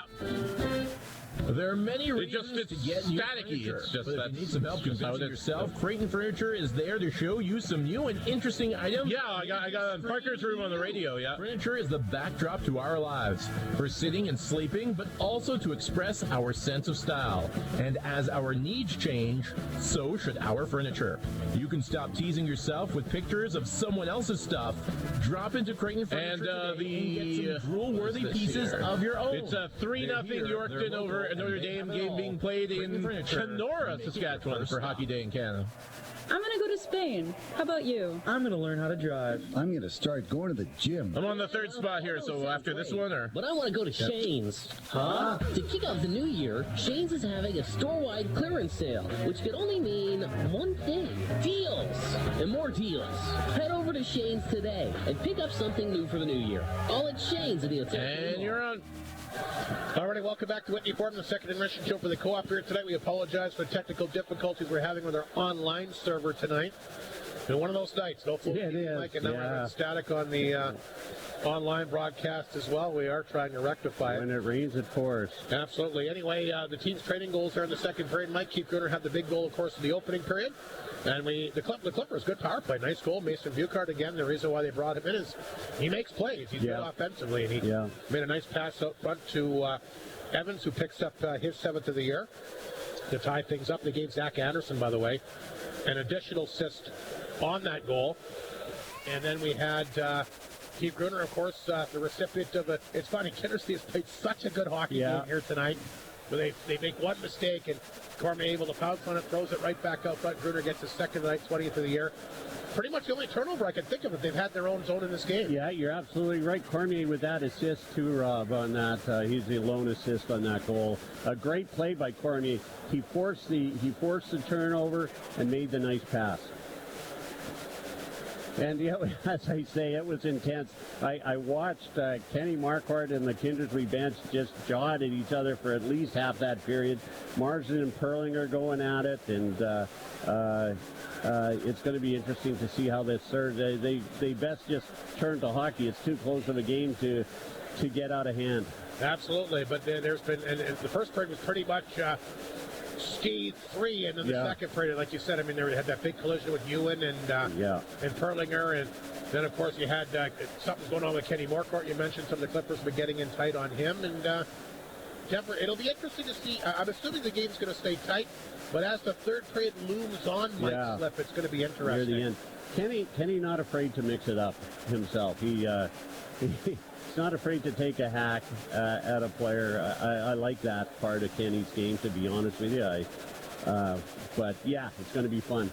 So Evans gets a goal in the power play, his 7th from Buchard, and Anderson at 6:06. Keith Gruder comes back, second of the night, 20th of the year from Cormier. That came at the 16:36 mark. Shots in the period, 13-11 Flin Flon. So the Bombers 25 in 2 periods compared to 19 for Kindersley. Kindersley 1 for 3 on the power play. Flin Flon is 0 for 2. And when the Bombers once again lead after 40 minutes of play this year, then lights out Mike Slip, a perfect 20-0. When Kindersley trails after 2 periods of play, their record is 3-16, 1-1. Yeah, absolutely. And there was penalties handed out at the end of that period, Rob, with the mix-up down below. I suppose it was Arbery and whoever he was tangled up with. We'll find out when we come back for the third tonight. Second intermission show will continue. Former Bomber, now a Kindersley Clippers sniper. 18 goals amongst the league leaders.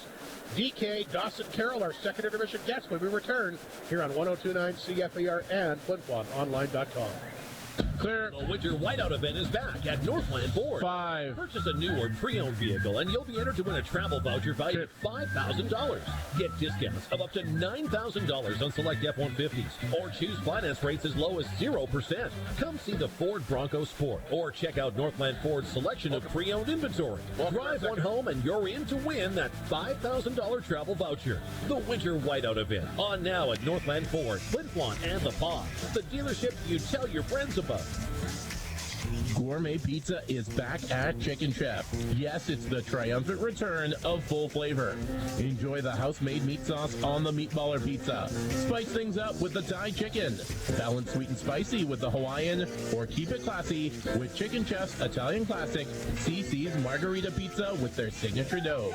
Let your taste buds lead you 10 seconds. with the Gourmet Pizza menu at Chicken Chef, where it always feels like home.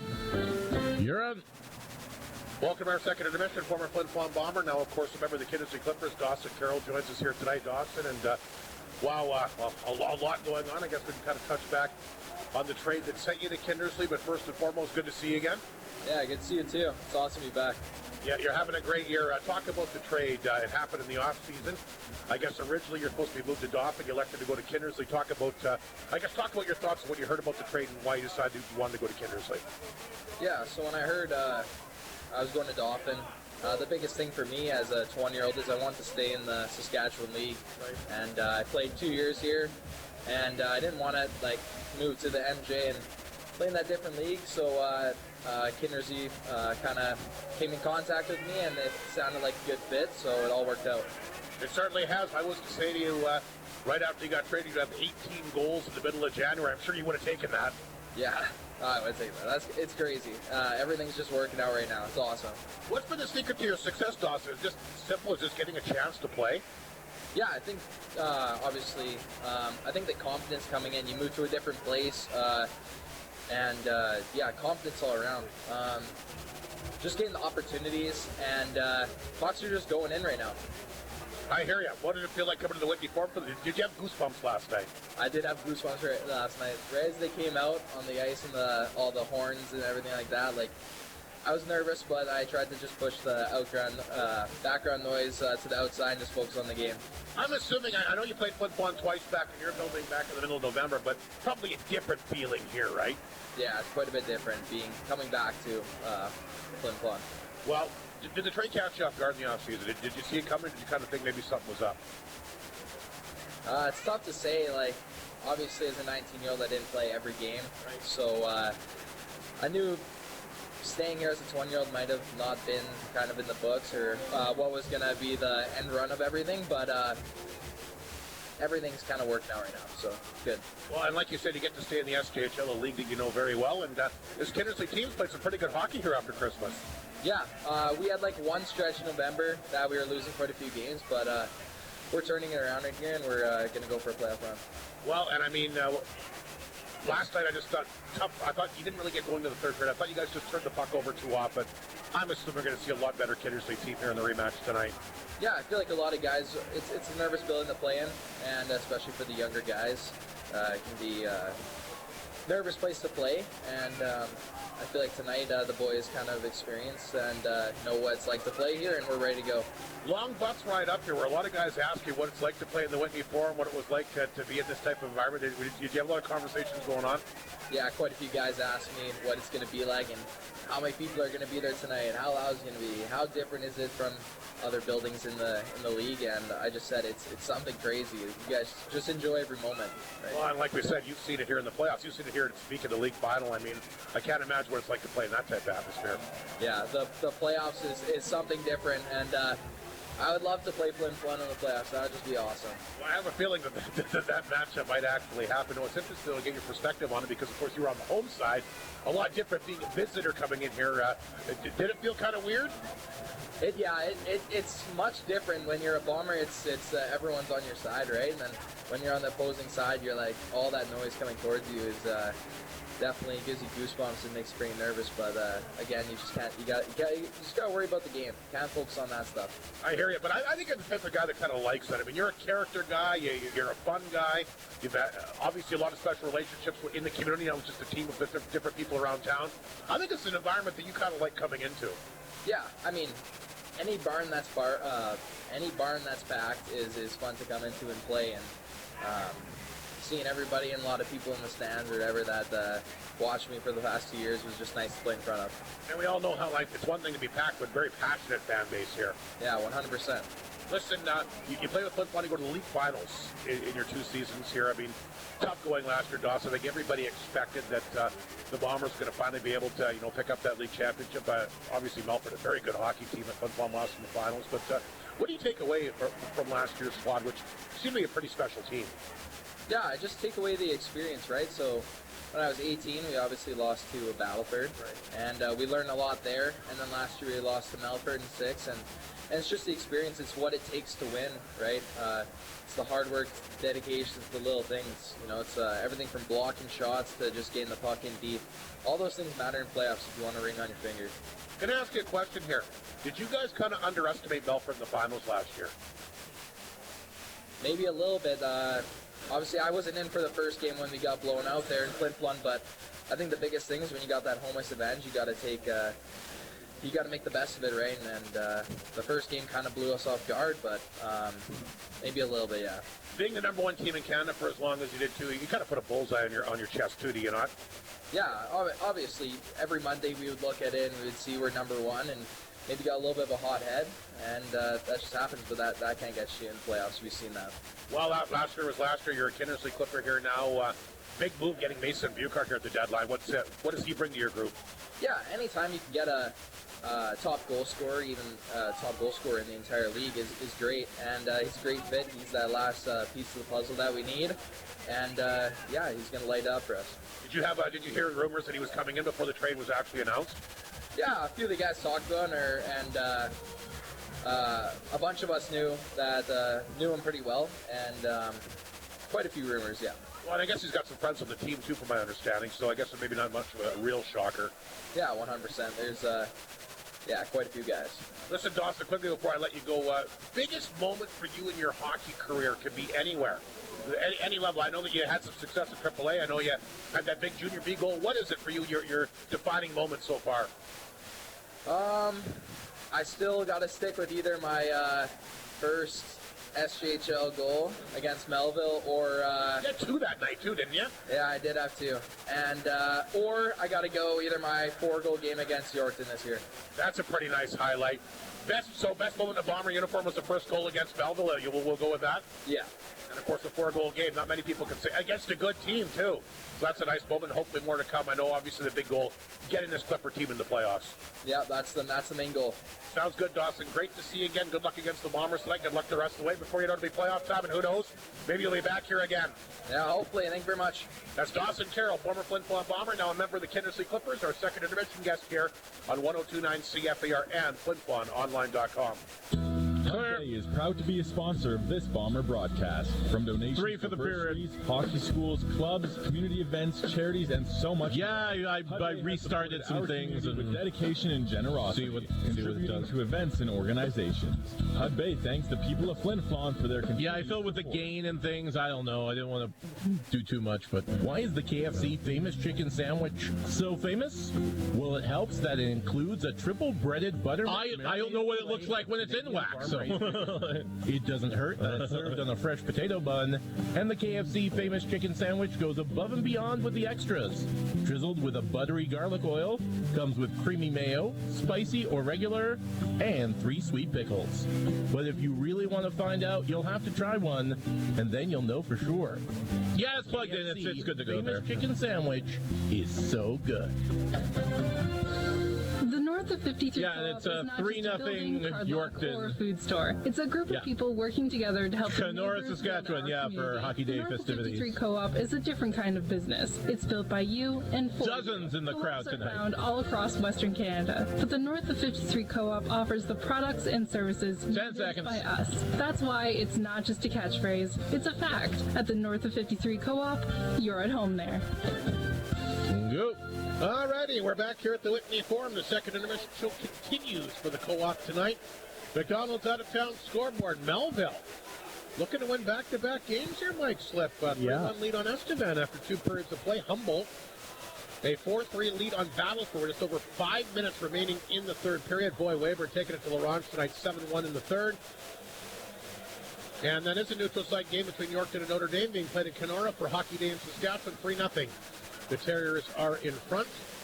Manitoba Junior Hockey League scores. They're all in the third period now. Neepawa 4-3 lead on Steinbach. Verdun a 1-0 lead on Winkler. You got Selkirk trailing Swan Valley. That'd be an upset 2-1. And Dauphin all over the Blues tonight, 6-0. How about the NFL? We mentioned Kansas City, the big win today over Houston. Washington's got Detroit down 31-21 in the third quarter. That'll be a big upset if that stays that way. They got that really good quarterback. They do. Washington's a good team. Love their uniforms now. NFL, we mentioned that. Of course, we got the 2 big games happen here tomorrow. Have you looked at the NHL scores, Ralph? You're talking about that Toronto-Montreal score. You know what? It was actually 2-0 Montreal in that game. No. Who cares, Mike? They played the Jets. I know. Everybody's favorite team. Calgary beat Winnipeg, everybody. 3-1. Mike Slip harping all over me to get that score on here tonight. Calgary's having a good season. Now, all the Canadian teams, for the most part, are playing pretty well. Philadelphia beat New Jersey today 3-1. Ottawa in the shootout beat Boston 6-5. How about this game? The Rangers over Columbus, 1-0 in a shootout. Great goaltending battle there. Colorado doubled Dallas 6-3. Capitals beat Pittsburgh 4-1. Leafs, like I said, burying Montreal 7-3. Montreal led that game 1.2-0. Boy, came crashing in on them. Tampa Bay over Detroit 5-1. Florida blinking Anaheim 3-0. And Edmonton, Vancouver. And the fans not happy with the referees when they come out here tonight. Coach Reagan having words with the referee. That Boston game was a fight-filled, dirty affair. What's that? That Boston game was a rough one, too.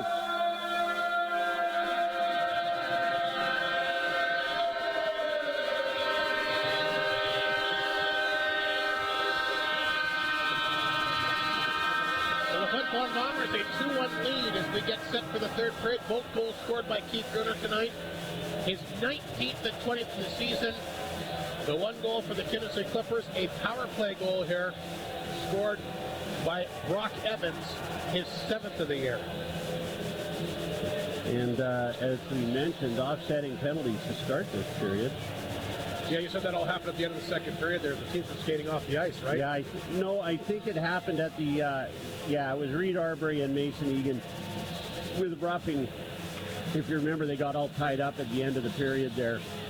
Yeah, there goes Eganoff. He's in the box. And like you mentioned, Reed Arbery in the penalty box here for Flin Flon. So we're just underway with the third period. Shots for 25-21 Flin Flon after 2 periods of play. As Christian gets set for the face-off here against Ryder Ringer. Referee still having a conversation with Mike Reagan. Reagan living about something? What's going on here? I don't know what he's upset about. Well, I think it's safe to say a lot of people haven't been happy with the referee. Now, Clayton Jardine come out. Clayton Jardine's almost walking on the ice. No, he's not. Looked like he was going to step out there, didn't it? Yeah. I think he's trying to hear what... No, I think he wants to make sure he gets a word with the referee, I think. Yeah. But you're right. I thought he was going to actually step on the ice there. The referee's got to get started. Yeah, no kidding. I mean, so the other referee's gone over there now to talk to Jardine. And there's still something going on here. Jardine's got that gate wide open. There's something going on that he's not happy about. I wonder, did somebody skate by the bench and say something maybe inappropriate? I don't know. I didn't see it. For him to come out right out like that is obviously something going on. And we're underway finally with the third period here tonight. Something went on at those 2 benches there. Bombers will dump it in. O'Halloran will stop that. There's the rebound picked up here by Piccinino. He's bumped off the play. Buchart will get it back for Kindersley. Buchart to center. With a Flin Flon line. Throws it in deep that time for Christian. He's tied up back to the goal. That's Hunks. Shovels into the far corner. It's going to be intercepted here by Demo. Nobody picked him up, but he gets taken out by Hunks. Ringer can't pick up the pass. It comes back to center ice. That's grabbed this time by the Clipper captain Smith. Back to Buchart. Buchart, his side of center. Leaves it there for Hilbig. Ooh, Hilbig almost overskated it. He didn't expect Gruner to come over there and almost gave it away. Had to get a little bit of assistance here from the young Clipper D-man, Perchik. Perchik gets it to Anderson. Anderson across the bomber line. Will rip that one on target. A good save made here by Teddy Marquardt. Rebound. Picked up here by Cormier. 2 assists in the game for him, and he'll get it to center, but he overskates it. That ice is sticky, Rob. It is. Here's Evans back the other way, trying to thread the needle that time. Had Anderson there, just flipped it over top of his stick. We saw that with an icing play that should have happened in the second period. I noticed that it caught some water. It kind of stopped. Puck will skip back inside the Clippers zone. That's Hilbig. Over to Evans. Evans had to knock that one away from Gruner. Played it back to Herchuk. Herchuk. Got to come back to Evans off the tip of his stick. Here's Yakimchuk. Clippers are changing. We'll see if Flin Flon can take advantage. Buka takes the pass, puts himself offside. Blown down with 18:23 to go in the third period. Yeah, that's what happened with Hilbig. He was struggling with the puck, and it got stuck. And it's stuck on, I guess it was Cormier down at the other end. Face off outside the Clipper blue line. Joey Lees will line up here against Timpless. Off the face-off, puck comes back the bomber line, grabbed here by Marsden. Back to Yakimchuk. I think you're right, so I think you're going to see both teams kind of settle down here in this third period. Here's Ryder Muka back to the net. They'll try to work it back out front. He's knocked the ice, going to draw a penalty. Flin Flon going to the power play here. That might be a bit of a weak call, don't you think? Although the stick is, something's broken out there. Well, that's his neck guard. Neck guards fall off all the time, but... well, we'll see the replay here. I didn't think it was a real strong penalty, but... Well, maybe not. They might not show it because it wasn't a strong. Did you get a good look at it? I thought it was a penalty, but, you know, he could have just...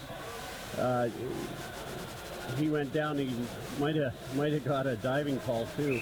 We'll see if Flin Flon can get the 2-goal lead. Bomber power play ranked 4th in the league at 20.6%. The Kindersley penalty kill ranked 7th at 80%.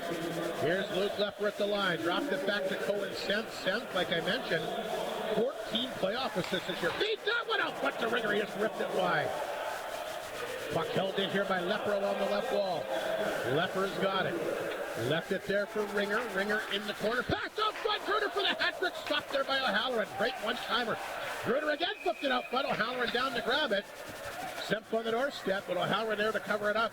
Great chance again for Keith Gruner, and good players just know where to be. Yeah. I mean, he's getting great passes, but you're right, Rob. He's in the right spot to get those passes. And he couldn't be in a better position than he was there. And on his both his goals, same thing. Minute 35 to go in the Flin Flon power play, just underway in the third period. A 2-1 Flin Flon lead. Perlinger will make his way off the ice here. Fans getting on his case a little bit. Puck turnover at the blue line, picked up here by Dostal. He'll rip that down the ice, and Lepper back to get it. Lepper back of his own net, being forced here by Christian. Just gets rid of it. Hunks has it. Hunks gets it back to center. That's picked up by Semp. Back inside the zone for Lepper. Back to Hunks. Hunks back to Lepper. Lepper the pass here to Ringer.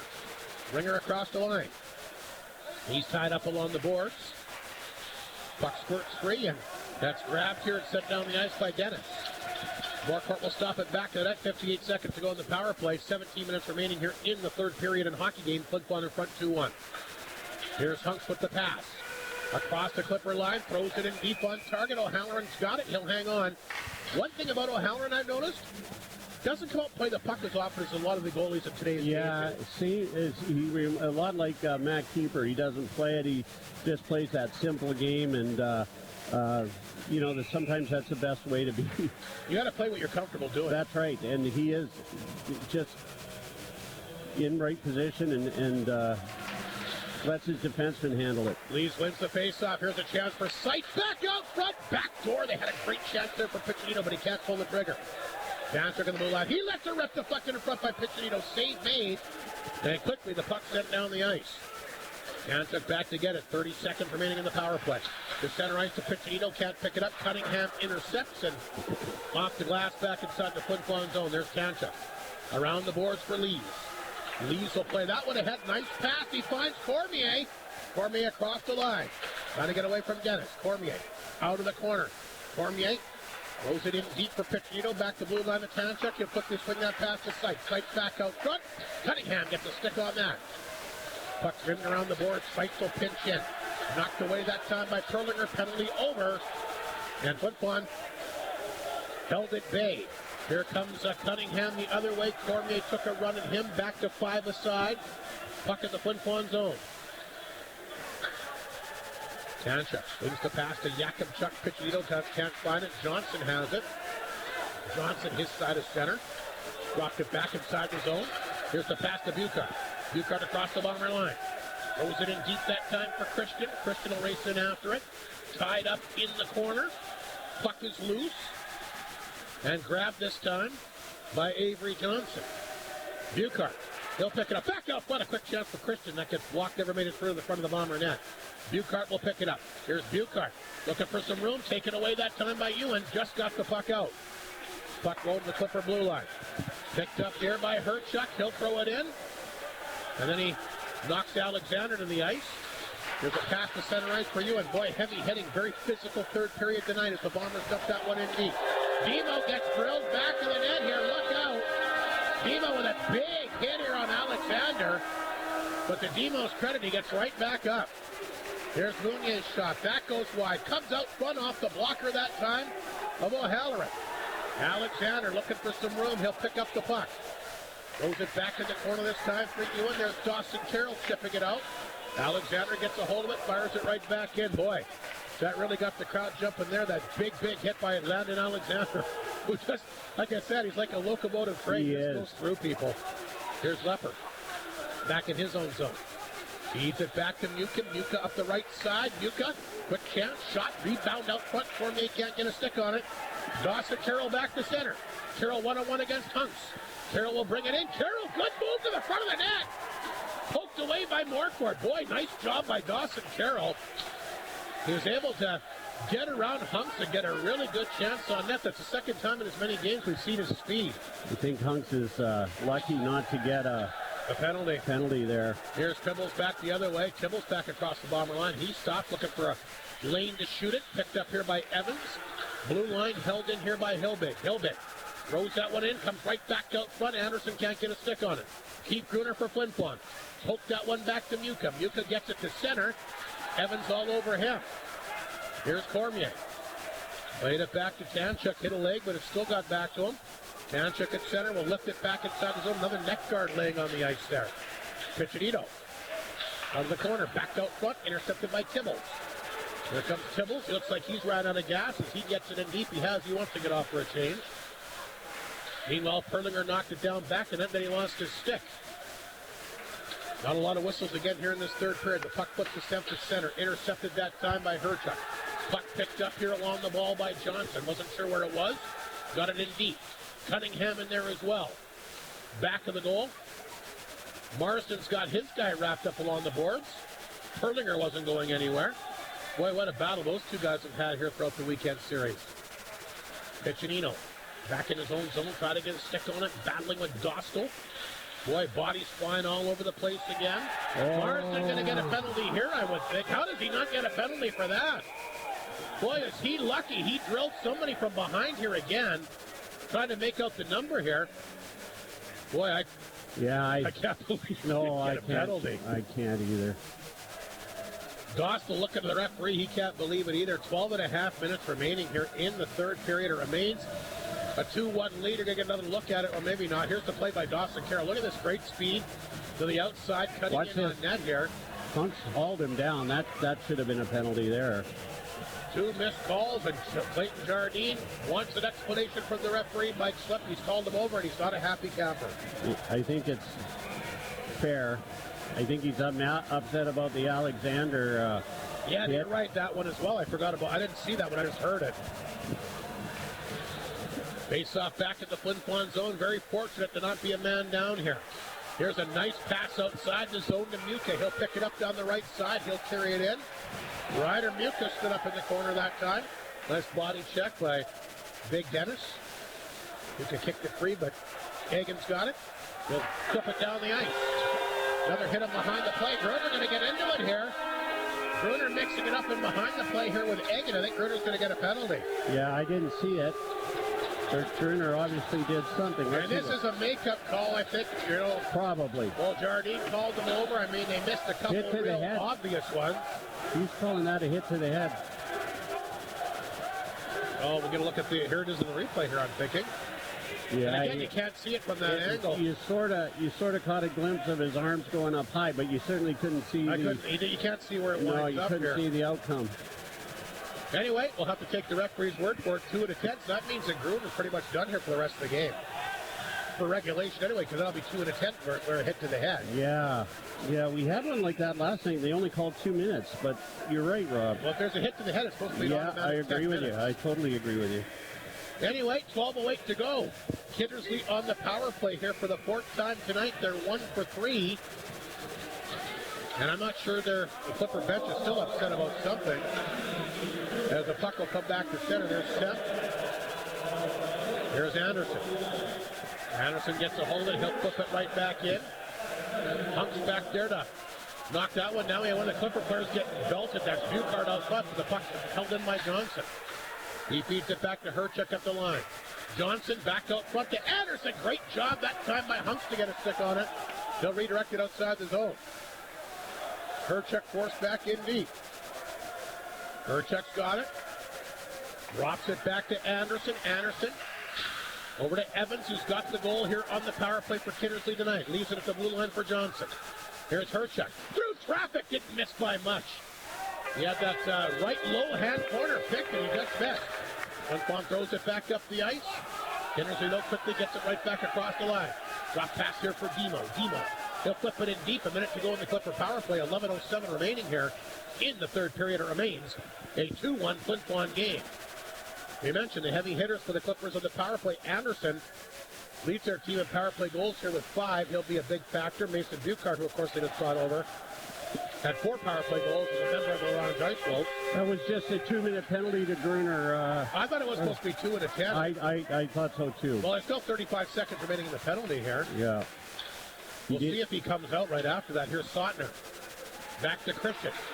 That one knocked away, sent back down the ice. O'Halloran will stop it. Demo will pick it up. Back of the Clipper net. 10.5 to go in the third period. 18 seconds of the penalty to Gruner. Here comes Demo. Across the line.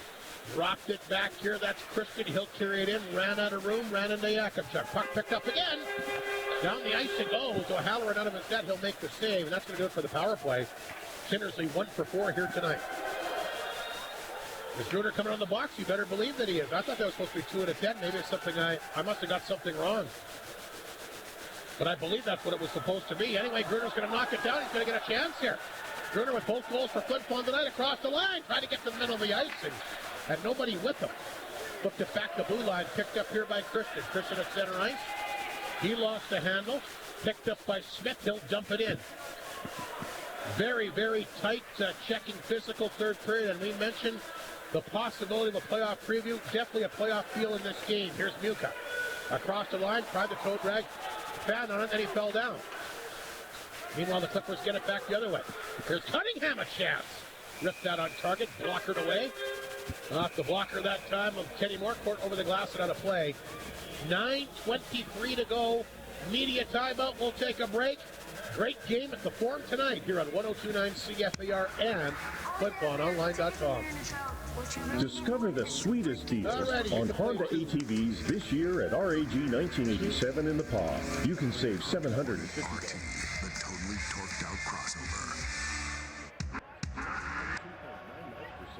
For up to 60 months on all 2025 ATV models. You don't even have to make any payments for up to 90 days. Located on 105 2nd Street West in the Paw, RAG 1987 is your exclusive dealer for certified Honda parts in the Paw. Gourmet pizza is back at Chicken Chef. Yes, it's the triumphant return of full flavor. Enjoy the house-made meat sauce on the meatballer pizza. Spice things up with the Thai chicken. Balance sweet and spicy with the Hawaiian, or keep it classy with Chicken Chef's Italian classic CC's Margherita pizza with their signature dough. Let your taste buds lead you with the gourmet pizza menu at Chicken Chef, where it always feels like home. You're up. All righty, welcome back to Whitney Ford. 9:23 remaining in the third break. Tight one tonight. The Bombers are 22-1. Outshooting the Clippers 29-25 here on the front line shot clock. As Liam Hunks has got the puck, they'll play that one ahead here for Ryder Ringer, a little bit behind him. He'll get to it, send it back in. O'Halloran got a piece of it, couldn't knock it down cleanly. Here's Piccinino.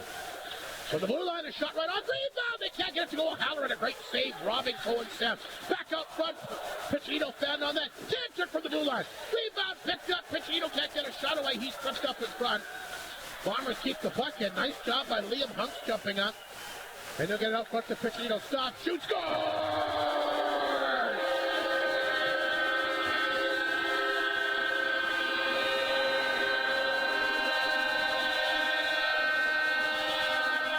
I think O'Halloran might want that one back, but you know what, Mike? That's why you shoot the puck. What a tremendous play here by Liam Hunks. Yep. Knocked it down through the body, kept the puck in, and he feeds it right out front to Piccinino. And got a little bit of a delay, and it goes over the left pad. Trust me, he wants that one back. Yeah, it was a good shot, but you're right. He should have had that one. I think he was stuck deep in his net. I'd like to see that again. A nice goal by Anthony Piccinino. Nonetheless, the Flin Flon Bombers do get that 2-goal lead. And Piccinino has picked up his 10th of the year. Another guy that's been on a real torrid pace here after Christmas. Flin Flon jumps up 3-1. Clippers have the puck in the Flin Flon zone, trying to answer Buchard. Throws that in front, puck is laying there. And Arbery had his stick tied up, he couldn't get it out, but Mounier did. He'll throw it back to center. Here's Lees jumping on that. Lees across the line. Lees will carry the puck in neat. Here's Lees, tried to come back out front. That got blocked, but Yakimchuk will pitch in. He'll get a hold of it and backhand it over top of the net. Puck laying it back of the net. Arbery knocking Smith to the ice. Lees will jump in there and grab a hold of it. Back of the net, try to flip to the far corner for Leo Sykes. Sykes will tap that one in. Arbery out of the corner. Left it there for Sykes. Back out front. Fired up target. Kicked away by O'Halloran. Rebound set to the blue line. Here's Yakimchuk. Throws it back in deep. Lee's looking for room. Tied up with Smith out front. Puck is bouncing. Grabbed by Arbery. Arbery to the blue line. Flin Flon will hold it in. Kindersley looks a little bit tired. There's a chance in front, but O'Halloran backs that away, but the puck will stay in. Morrison throws it in the corner here for Arbery. Great pressure here by Flin Flon. Finally picked up by Buchard. And he's going to flip it down the ice. They won't have enough for icing, so he'll be able to make a wholesale change and a lot of tired Kindersley players. Puck redirected in the Clippers zone. There's Demo. Alexander after him. Puck skipped out front. Picked up by Sotner. Sotner down the wing. Across the Bomber line. He'll carry it in deep. Sotner still has it back to the net. Ethan Sotner to the blue line. There's a chance off the stick over top of the net. Puck bouncing there. Glove pass. And they will blow it down, yes, due to a glove pass with 6:56 remaining. A big goal here by Anthony Piccinino. 10th of the season has put Flin Flon in front 3-1. We haven't seen Marsden out there a bunch. I think probably Coach Reagan keeping him under wraps to you know, in case something happens. He and Perlinger have been at it all game. And I know he was having conversations with most of the Kindersley players last night. So Cohen Semple digging for the face-off here against Wheeler. Off the face-off, puck comes to blue line. That's picked up and fired wide of the mark that time by Hilbig. Flin Flon jumps on it to center. Piccinino's got the big goal here in the third period. We'll dump it in there. Semp back up by Piccinino again, but he fanned on it. Then he falls down in the crease. Lepper will hold it in. Tried to come back out front. Puck goes to the corner. Picked up back of the goal. And fed down the ice. They're trying to do the alley-oop here to Sotner. It's going to be too far. Icing going to be called with 6:26 remaining here in this third period. But boy, you want to talk about real high-energy hockey. We're getting that here in this game, in particular in this third period. Kenny Marquardt has to take a stab at every player that comes near him. Got a little Billy Smith in him. Janchuk, by the way, also getting an assist on the big third goal here from Anthony Piccinino tonight. 34-26 the shots in favor of the Bombers on the front line shot clock. They lead it 3-1. A big insurance goal here in the third period by Anthony Piccinino, and a tremendous play by Liam Hunks to keep that puck in. Here's Carter Cormier. He'll dump it in. That goes wide of the mark. Nuka after it. Tapped it back in there for Keith Gruner. Gruner. 20 goals on the year now. A pair tonight. Gets it back in tight for Cormier. Cormier can't shoot it. Back to Hunks the line. He's got it. On the boards to Cormier. Got to play it back. That puck bounced out front. Cormier tripped up here. Can't shoot it. There's Sautner. He'll lift at the blue line, but held in by Hunks. Hunks back out front. Cormier spins and fires. Didn't miss by much. He was looking low glove side there. Muka will get it back in the corner. Try to pin it up. Here's Cormier. Cormier in the corner. Leaves it there for Muka. Boy, Flin Flon been keeping the puck inside the Klippers zone for an eternity. This kind of looks like Flin Flon in the first period last night. Puck dumped back down the ice. It'll roll in on target. Morecourt the easy save. Left it there for Township. Flin Flon gets it back to center. Dostal takes it away from Seitz. He'll dump it in. Just over 5 minutes to go. Expect Kindersley to send the house here. Puck off the skate. Rolls back to the Clipper blue line. Knocked away that time. And set back to center. Dostal will get a hold of it. Throws it back inside the Flin Flon zone.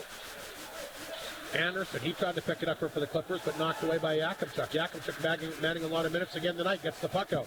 Seitz will tap that back to Lees. Lees across the line. His backhand pass. Intercepted here by Perlinger. Perlinger with Dostal. Back across the Bomber line.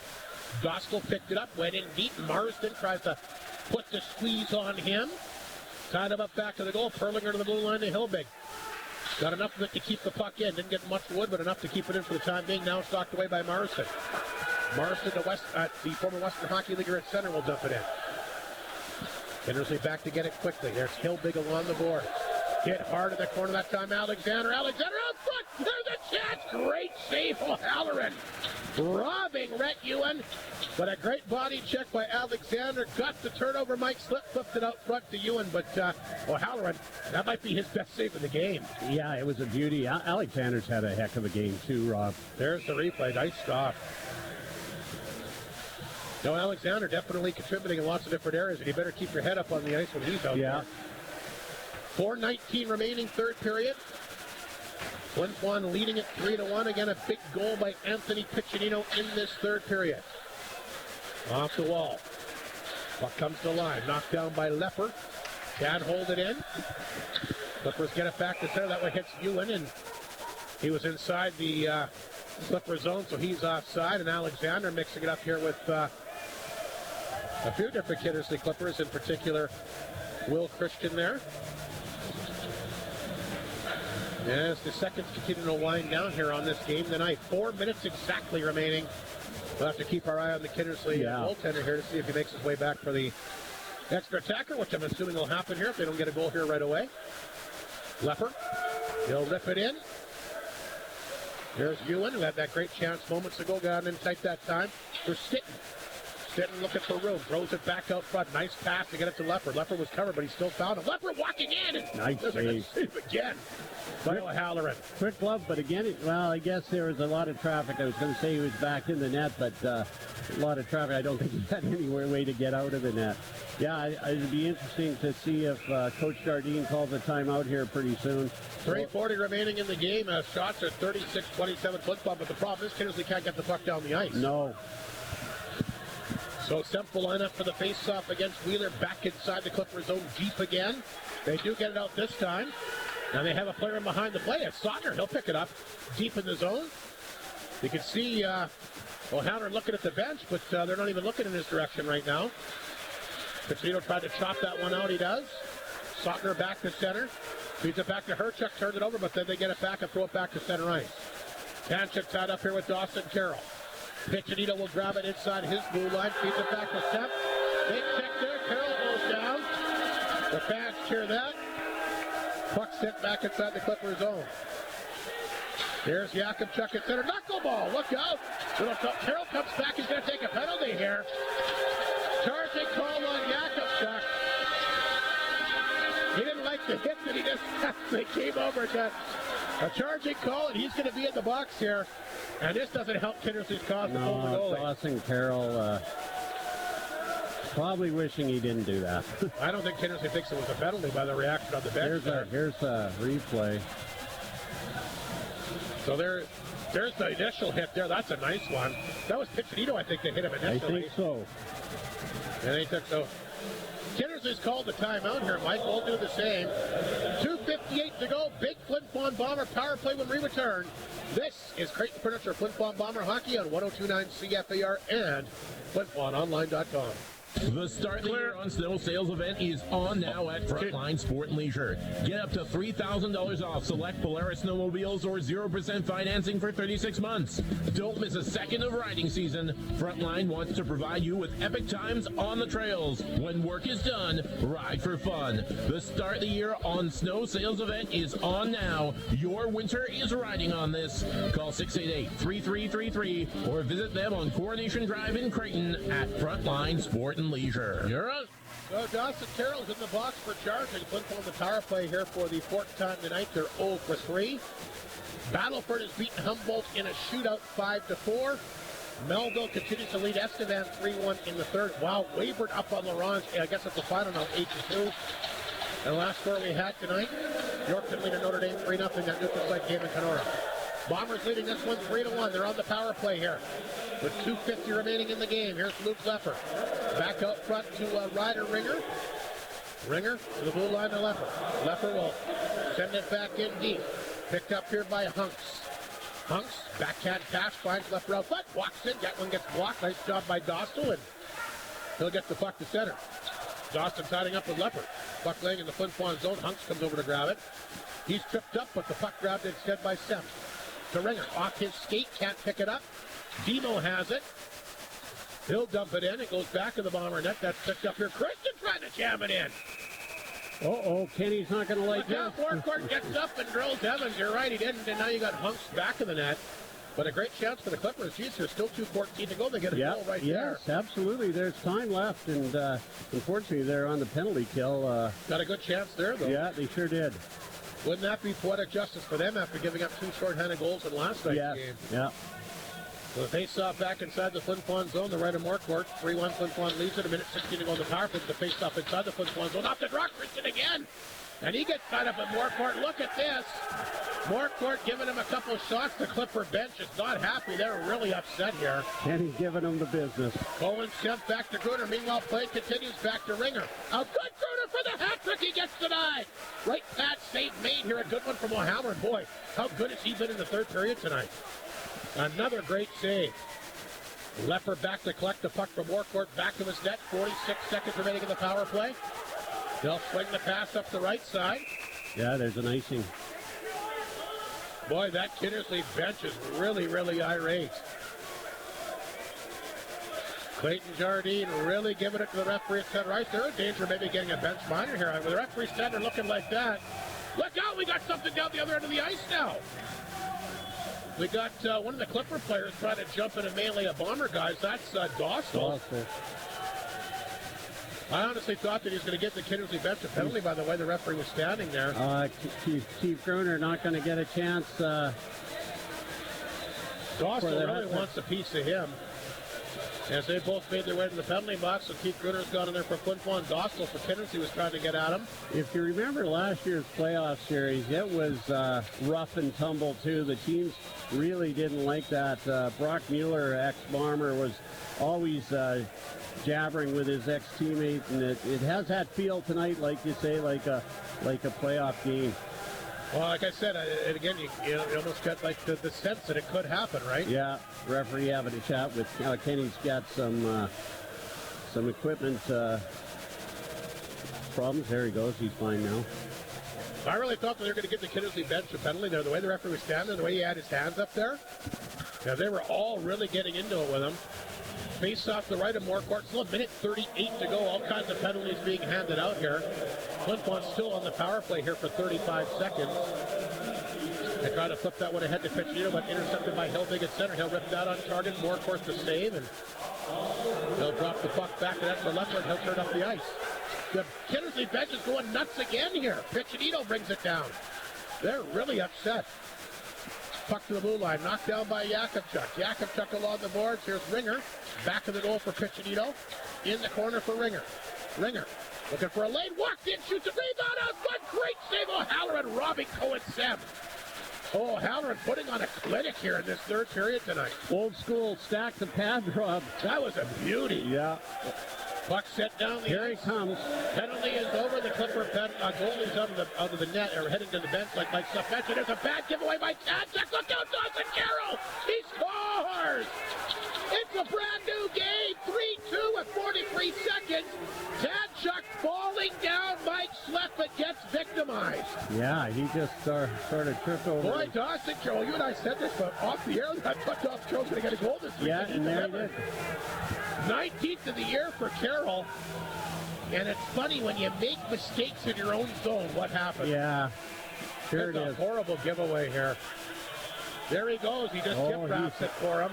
The fans want a tripping call on it. Dawson Well, they're did. going to replay it here. Okay, maybe. He wasn't even touched by Now watch this. Just a tap. It wasn't enough for a penalty. But I wouldn't call it, yeah. Yeah, no, I wouldn't call it either. Dawson Carroll, though, gets his 19th of the year unassisted. And I'll tell you what, this game a long way from being done at the 19:21 mark here. Puck laying back of the Bomber net around the boards. The Clipper net is empty. They're trying to tie up this game. Evans up front. There was a wide open net there for Carroll again. Over top of his stick. Boy, that close to being tied up. Kenny and Anderson going at it. Clippers holding the puck in here. Lepper trying to get it outside the zone. Puck the blue line. Knocked down that time by Herchuk. And a nice stop block here by Arbery. Herchuk gets a hold of it. Whips it back in. Hunts is down. Dawson Carroll's gone at him. Not sure what happened there. Hunks is laying down. And we got no time left on the clock here. Did you see what happened to Hunks there? I don't know, but this is a wild game. Jardine wants 3 seconds left. Hunks is cut. Look at this. Bleeding profusely from his head. Oh my goodness, he's got to get off the ice here with the trader. I didn't see what happened here. That's it. Vicious happened to Hunkster at the end of the game. Linesman says that's it. The Clippers want more time put up on the clock like you mentioned. Not going to happen. Well, maybe it is. I'd like to know what happened to Hunkster at the end of the game. That's what I'd like to know. Obviously he took a high stick, I'm thinking, right? Something. So there's no time on the clock here, but they're going to put time up there. I think Clayton Jardine, as soon as they are, he's called the guys over. He's got the whiteboard out. Boy, we called it a playoff preview tonight, Mike Sleffen. We've had a playoff preview here tonight, have we not? Very, very, very good hockey game, and rough, maybe a little dirty at times. But, yeah, Hunks was cut. He went down right away. There we go. Is this it here? No. That's the big body check. Piccinino hit. That's what led to the charging penalty. I think they're trying to find it, but there's all kinds of stuff that's happened here late in this game here tonight. They are going to put time, I'm assuming, back on the clock. The teams have not left the ice surface yet. 1 second they've got up there. They wanted 3. It's ridiculous that they put 1 second up, 1.5 now. This is how you cause trouble. Well, Kindersley said 3 seconds. Here's the goal here by Dawson Carroll again. Nice move there, by the way. Yeah, really nice goal. This isn't smart, in my opinion. So here we go, 1.5 seconds to go. Faced off in the Flin Flon zone. Christian lining up here against Ryder Ringer. And Ringer will just collapse on the puck, and that's going to finally do it here. And the Bombers will hang on for a 3-2 victory.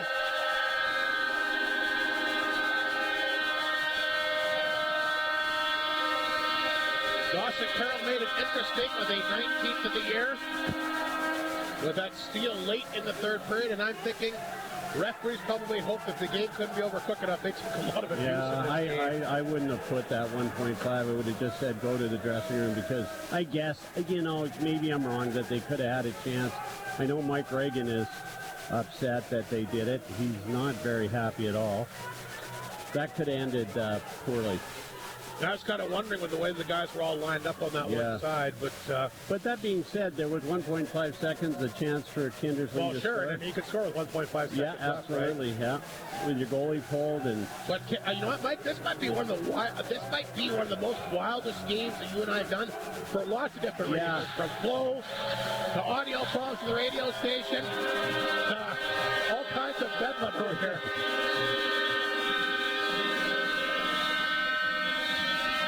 But the most important thing, the Bombers' unbeaten streak has now reached 21 games. Wow, what an achievement by this hockey club. Yeah, absolutely. Just incredible. And again, although Gruner got 2 of the 3 goals tonight, it's the scoring is by committee, which is nice. Little bit of everything. Dawson Carroll makes it interesting late. Well, the Bombers hang on for a hard-fought 3-2 victory, and boy, if these two teams do meet in the playoffs, it could be a war. Yeah, and I mentioned last year's playoffs. It had that, you were just tense the whole game, and that's exactly what it was like tonight. It just, you knew something was, there was electricity in the air, and there was anger in the air by both teams, so I'm glad it ended peacefully. Yes, so am I. Like I said, I think that the happiest guys that this game's over is the guys that stripes. Yeah, absolutely. Flin Flon hangs on a 3-2 victory. We'll take a break. We got a lot to get to here tonight. Of course, we got the final scoring summary. We got all the post-game show awards. Great North post-game report. And we'll tee things up for our next broadcast coming up in Melville on Tuesday night. And the Millionaires played some good hockey. That could be a really good game on Tuesday night at the Horizon Credit Union Center. That'll be fun. We'll take a break. A lot to get to for the Whitney Forum tonight. This is Great Furniture Flin Flon Bomber Hockey. Bombers win on 102.9 CFER and FlinFlonOnline.com. Gourmet Pizza is back at Chicken Chef. Yes, it's the triumphant. Yeah, it seemed like the 80s. It was fun. Enjoy the house-made meat sauce on the Meatballer Pizza. Spice things up with the Thai chicken. Balance sweet and spicy with the Hawaiian 11. Classy with Chicken Chef's Italian Classic. CC's Margarita Pizza with their signature dough. Let your taste buds lead you with the Gourmet Pizza menu at Chicken Chef, where it always feels like home. Bailey Homes provides ready-to-move homes as unique as you and your family. They'll be at the 102.9 CFER Trade and Leisure Show this spring to answer any questions you may have, whether it be from the quality of the build to the care of the move. Let Bailey Homes make your dream home a reality. They have the experience delivering custom-made homes to the north.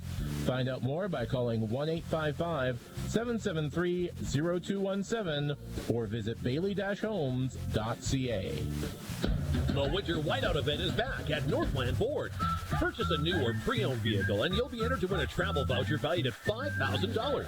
Get discounts of up to $9,000 on select F-150s or choose finance rates as low as 0%. Come see the Ford Bronco Sport or check out Northland Ford's selection of pre-owned inventory. Drive one home and you're in to win that $5,000 travel voucher. The Winter Whiteout event on now at Northland Ford, Flin Flon, and the Paw. The dealership you tell your friends about. Time out. All right, guys, look at the whiteboard. We're going to do this, and then we're going to do that. Jones, what are you eating? There's 5 seconds left in the game. 5 seconds left. All tied up here, folks. Both teams getting ready for the face-off, and Jones has a piece of Jack Links in his mouth. What is he doing? The puck dropped. Jones grabs it. He has some room. He shoots. He scores! The Bombers win.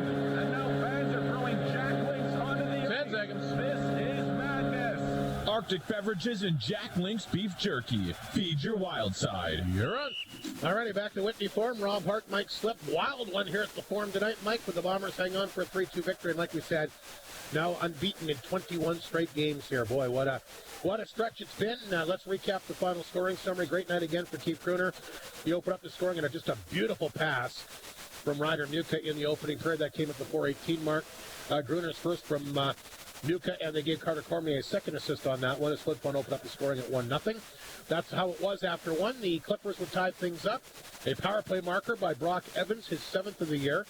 Buchart and Anderson, the big gunners on that one, to tie things up at 6:06. Flin Flon would take the lead once again, though. Gruner able to capitalize on a nice feed from Cormier. Again, it was one of the few defensive mistakes by the Klippers. Yeah. Zone, it turns up in the back of their net. So the turnover, Gruner takes advantage. Second of the night, 20th of the season from Cormier at 16:36. 2-1 Flin Flon at that point. They would get the big insurance goal. It stands up as the game winner, courtesy of Anthony Piccinino. Just a terrific play from Liam Hunks again. Wow. Again, something you just don't teach in hockey school. No. Gets up, knocks the puck down, takes his guy out, makes a good move, and then has the sense to send it to the guy that's open in front. Like, I guess 3 or 4 big things he did to get that goal. Yeah. Feeds it back out front. Piccinino was there.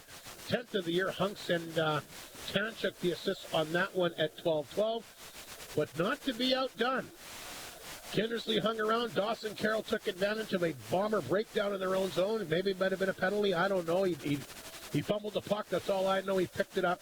He walks in, gets his 19th of the year, giving Kindersley a chance here late to make it 3-2. And Dawson Carroll, I'm sure a weekend people won't forget, gets in a scrap last night, gets a big goal here tonight, 19th of the year. And had that breakaway and got robbed last night. He had that good chance earlier tonight again. He had a good return to Flin Flon for sure. 12-10, the shots in the third period in favor of Flin Flon. They wind up with 37 tonight.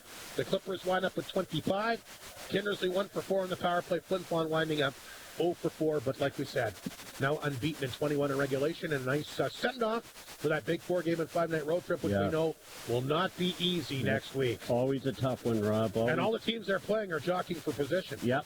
Yeah, no.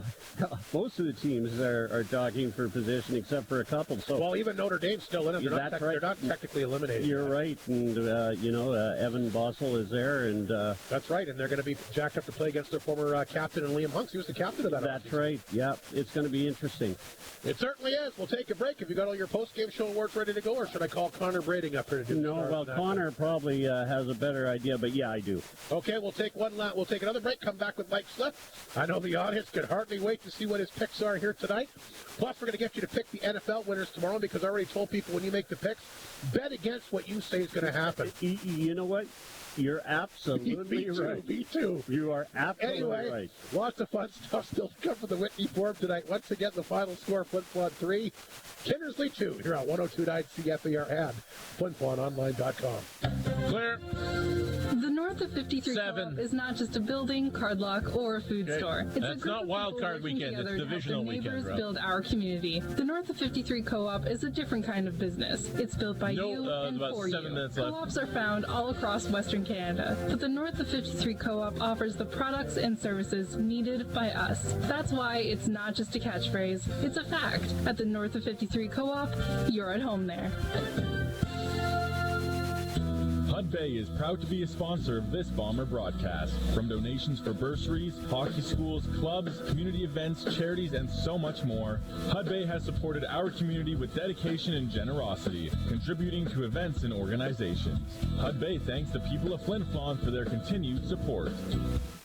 I'm gonna go to Spain. How about you? I'm going to learn how to drive. I'm going to start going to the gym. Yeah, well, all those sound great, but I want to go to Shane's. Huh? To kick off the new year, Shane's is having a store-wide clearance sale, which could only mean one thing: deals! And more deals. Head over to Shane's today and pick up something new for the new year. All at Shane's at the Otenikee Mall. McDonald's at your Walmart location is proud to present the Showdown menu in honor of 2 of the big elite players in the NHL, Austin Matthews and Connor McDavid. The Showdown menu puts the new barbecue quarter pounder in honor of Austin Matthews up against the McDavid burger, the popular Big Mac. McDonald's also presenting their all-new triple cheeseburger, known as the Hat Trick. The new sandwiches and all your McDonald's favorites available at your Flin Flon drive-thru location all week from 7 a.m. to 9 p.m. McDonald's and Flin Flon, proud to support hockey and proud to support your Flin Flon Bombers. You're on. Alrighty, welcome back to Whitney Forum. Mike Reagan's made his way up here. We'll give him a couple minutes to simmer down, and we'll get Mike Slip, because I can hardly wait to see what the KFC Freestar selection is tonight. Mike, so what do you got? Well, you should be excited about this, Rob. I'm going to give Landon Alexander the third star. That guy is relentless. You said that he's like a freight train out there, and he is. He just skated hard and played hard. I love the way Landon Alexander plays. Anthony Piccinino is our second star tonight, Rob. And, we said it. He goes in to a scrum for the puck and comes out with it every time. Got a great goal tonight, and the game winner. And how could you not pick Keith Gruner? Yeah. You said it that you have to be in the right spot to get those great passes that he got tonight for those 2 goals, and he was there. Warrior of the game? Sure. I'm going with Kenny Marquardt. Kenny battled. He was having words with the bench. He was trying to get them off his game, and Kenny's not afraid to mix it up a bit, but he was there. He got stuck on a slip-up by Cole Tanchuk for the second goal, but Kenny Marquardt, it's his birthday, and he's going to get the Warrior. Do you want the crunch? Is it the crunch? Yes, I saw you write something down, so I've written a few down. Have at her. Muni and Perlinger in the first, Perlinger and Marsden in the second. Those two went at it all night. All weekend. Yeah. Alexander and Demo, who I thought Demo had a good player, good couple of games, but I'm giving this one to again Anthony Piccinino, not the biggest player, and got his old teammate Dawson Carroll in front of the Bomber bench and in the third period. So that the award goes to Anthony Piccinino and Dawson Carroll. Sounds good to me. We'll flip the microphone over to Mike, and then we'll take one last break after his discussion and come back with a wrap-up here from the Whitney Forum tonight. But definitely a wild game here tonight, Mike. And, you kind of touched on it a little bit here, but, boy, both teams are really going at this referee throughout the game here tonight. Did you have a sense that maybe the game was going to lose control of the game? Well, I know that we had a talk with one of the league officials, I guess, today about last night, and the message was that they needed to manage the game a little bit better, I think, and it was getting a little bit hairy there, and pretty intense. It kind of felt good to be a part of an intense game. It had a playoff feel to it, did it not? Yeah, it did. Obviously both teams are going at it, and it took the disallowed goal to kind of get us going. I think we started to, we were just kind of playing like, I don't want to say like at 50% or anything like that, but we just, on cruise control, and it's a 1-goal hockey game, and then, it's the emotions get going, and I thought that, there was some missed calls probably both ways, I think that not naive to think that it's always against the Bombers. I'm sure that Kindersley felt like... Well, their bench was getting rattled. They're pretty good tonight. Yeah, you could hear them on their bench and, giving it to the referees and stuff like that. I didn't like the disallowed goal. We watched it, and... what was the explanation from the referee? Did he tell you? He I don't know. I'm not going to get into it, but okay. At the same time...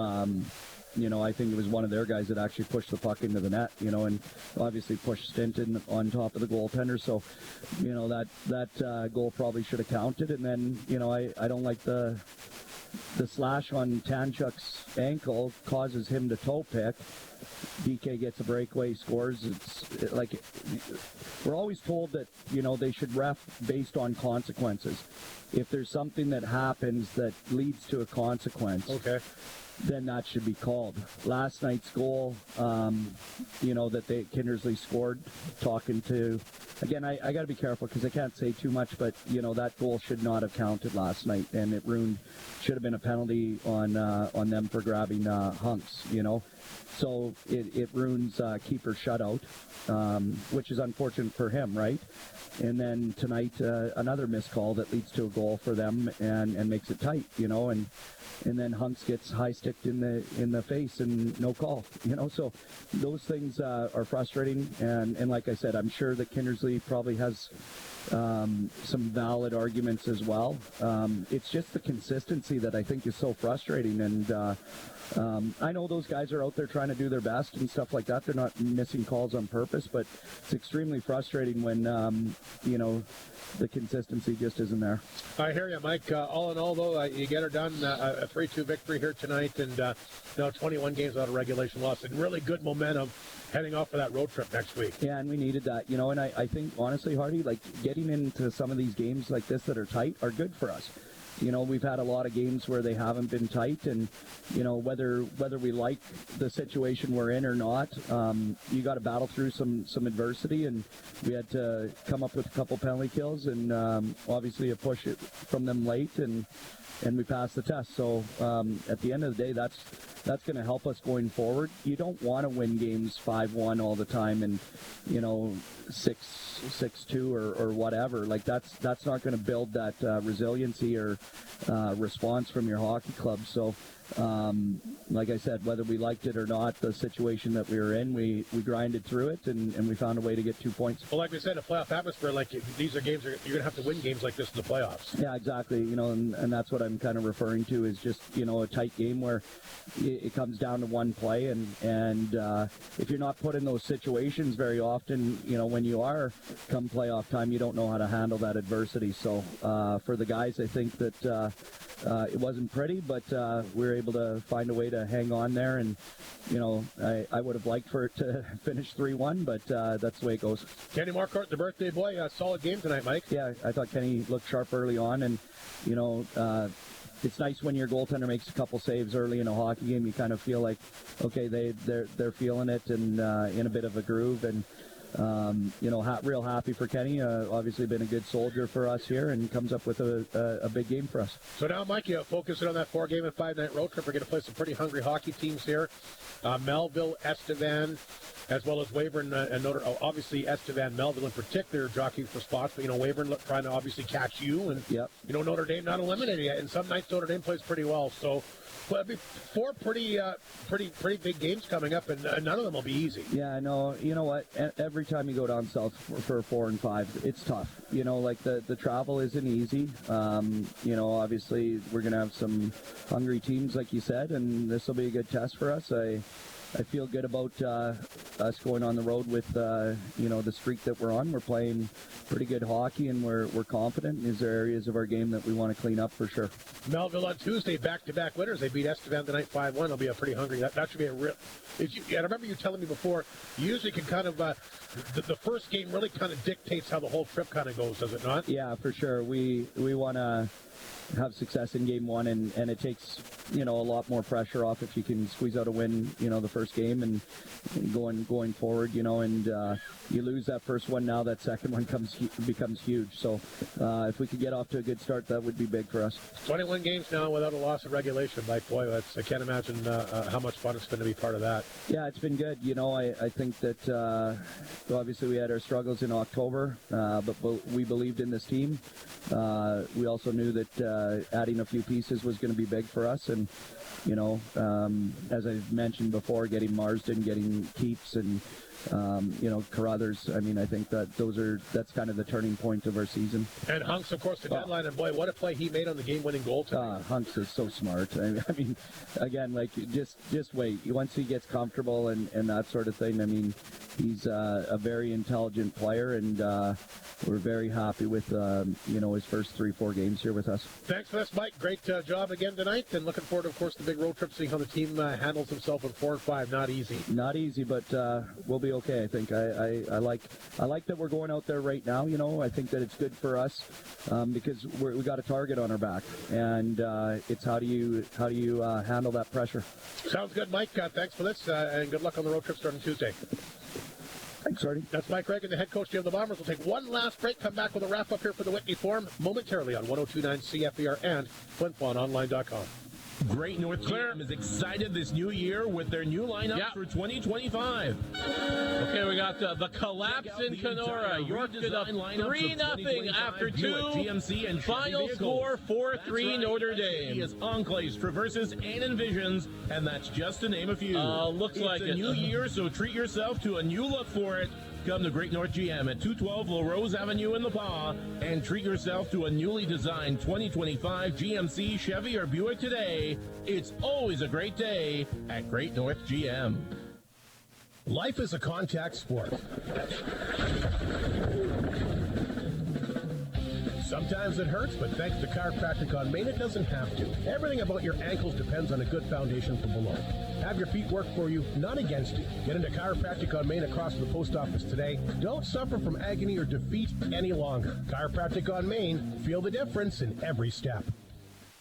Why is the KFC famous chicken sandwich so famous? Well, it helps that it includes a triple breaded buttermilk marinated filet of Canadian farm-raised chicken. It doesn't hurt that it's served on a fresh potato bun, and the KFC famous chicken sandwich goes above and beyond with the extras. Drizzled with a buttery garlic oil, comes with creamy mayo, spicy or regular, and 3 sweet pickles. But if you really want to find out, you'll have to try one, and then you'll know for sure that the KFC famous chicken sandwich is so good. You're on. And welcome back to Whitney Forum. Quickly scores before we wrap things up. The McDonald's out-of-town scoreboard here tonight. And, mentioning with Mike Reagan and talking with you tonight, you mentioned that, you can't count anybody out. Weyburn Red Wings, certainly a very dominant team. 3-0 lead entering the third period. Notre Dame came back and scored 4 goals to stun the Wings tonight, 4-3. How about that first score? Yeah, unbelievable. I was trying to look to see if our old Yorkton also got a goal, but it's in Kenora. Yeah, they can't report. So wouldn't be surprised to get a goal. Yeah, there goes Dawson Carroll. It's could be his last appearance here at the Whitney Forum, but as you said, good chance he could show back up for the playoffs. Anything's possible. Battleford, a big shootout win against Humboldt tonight, 5-4.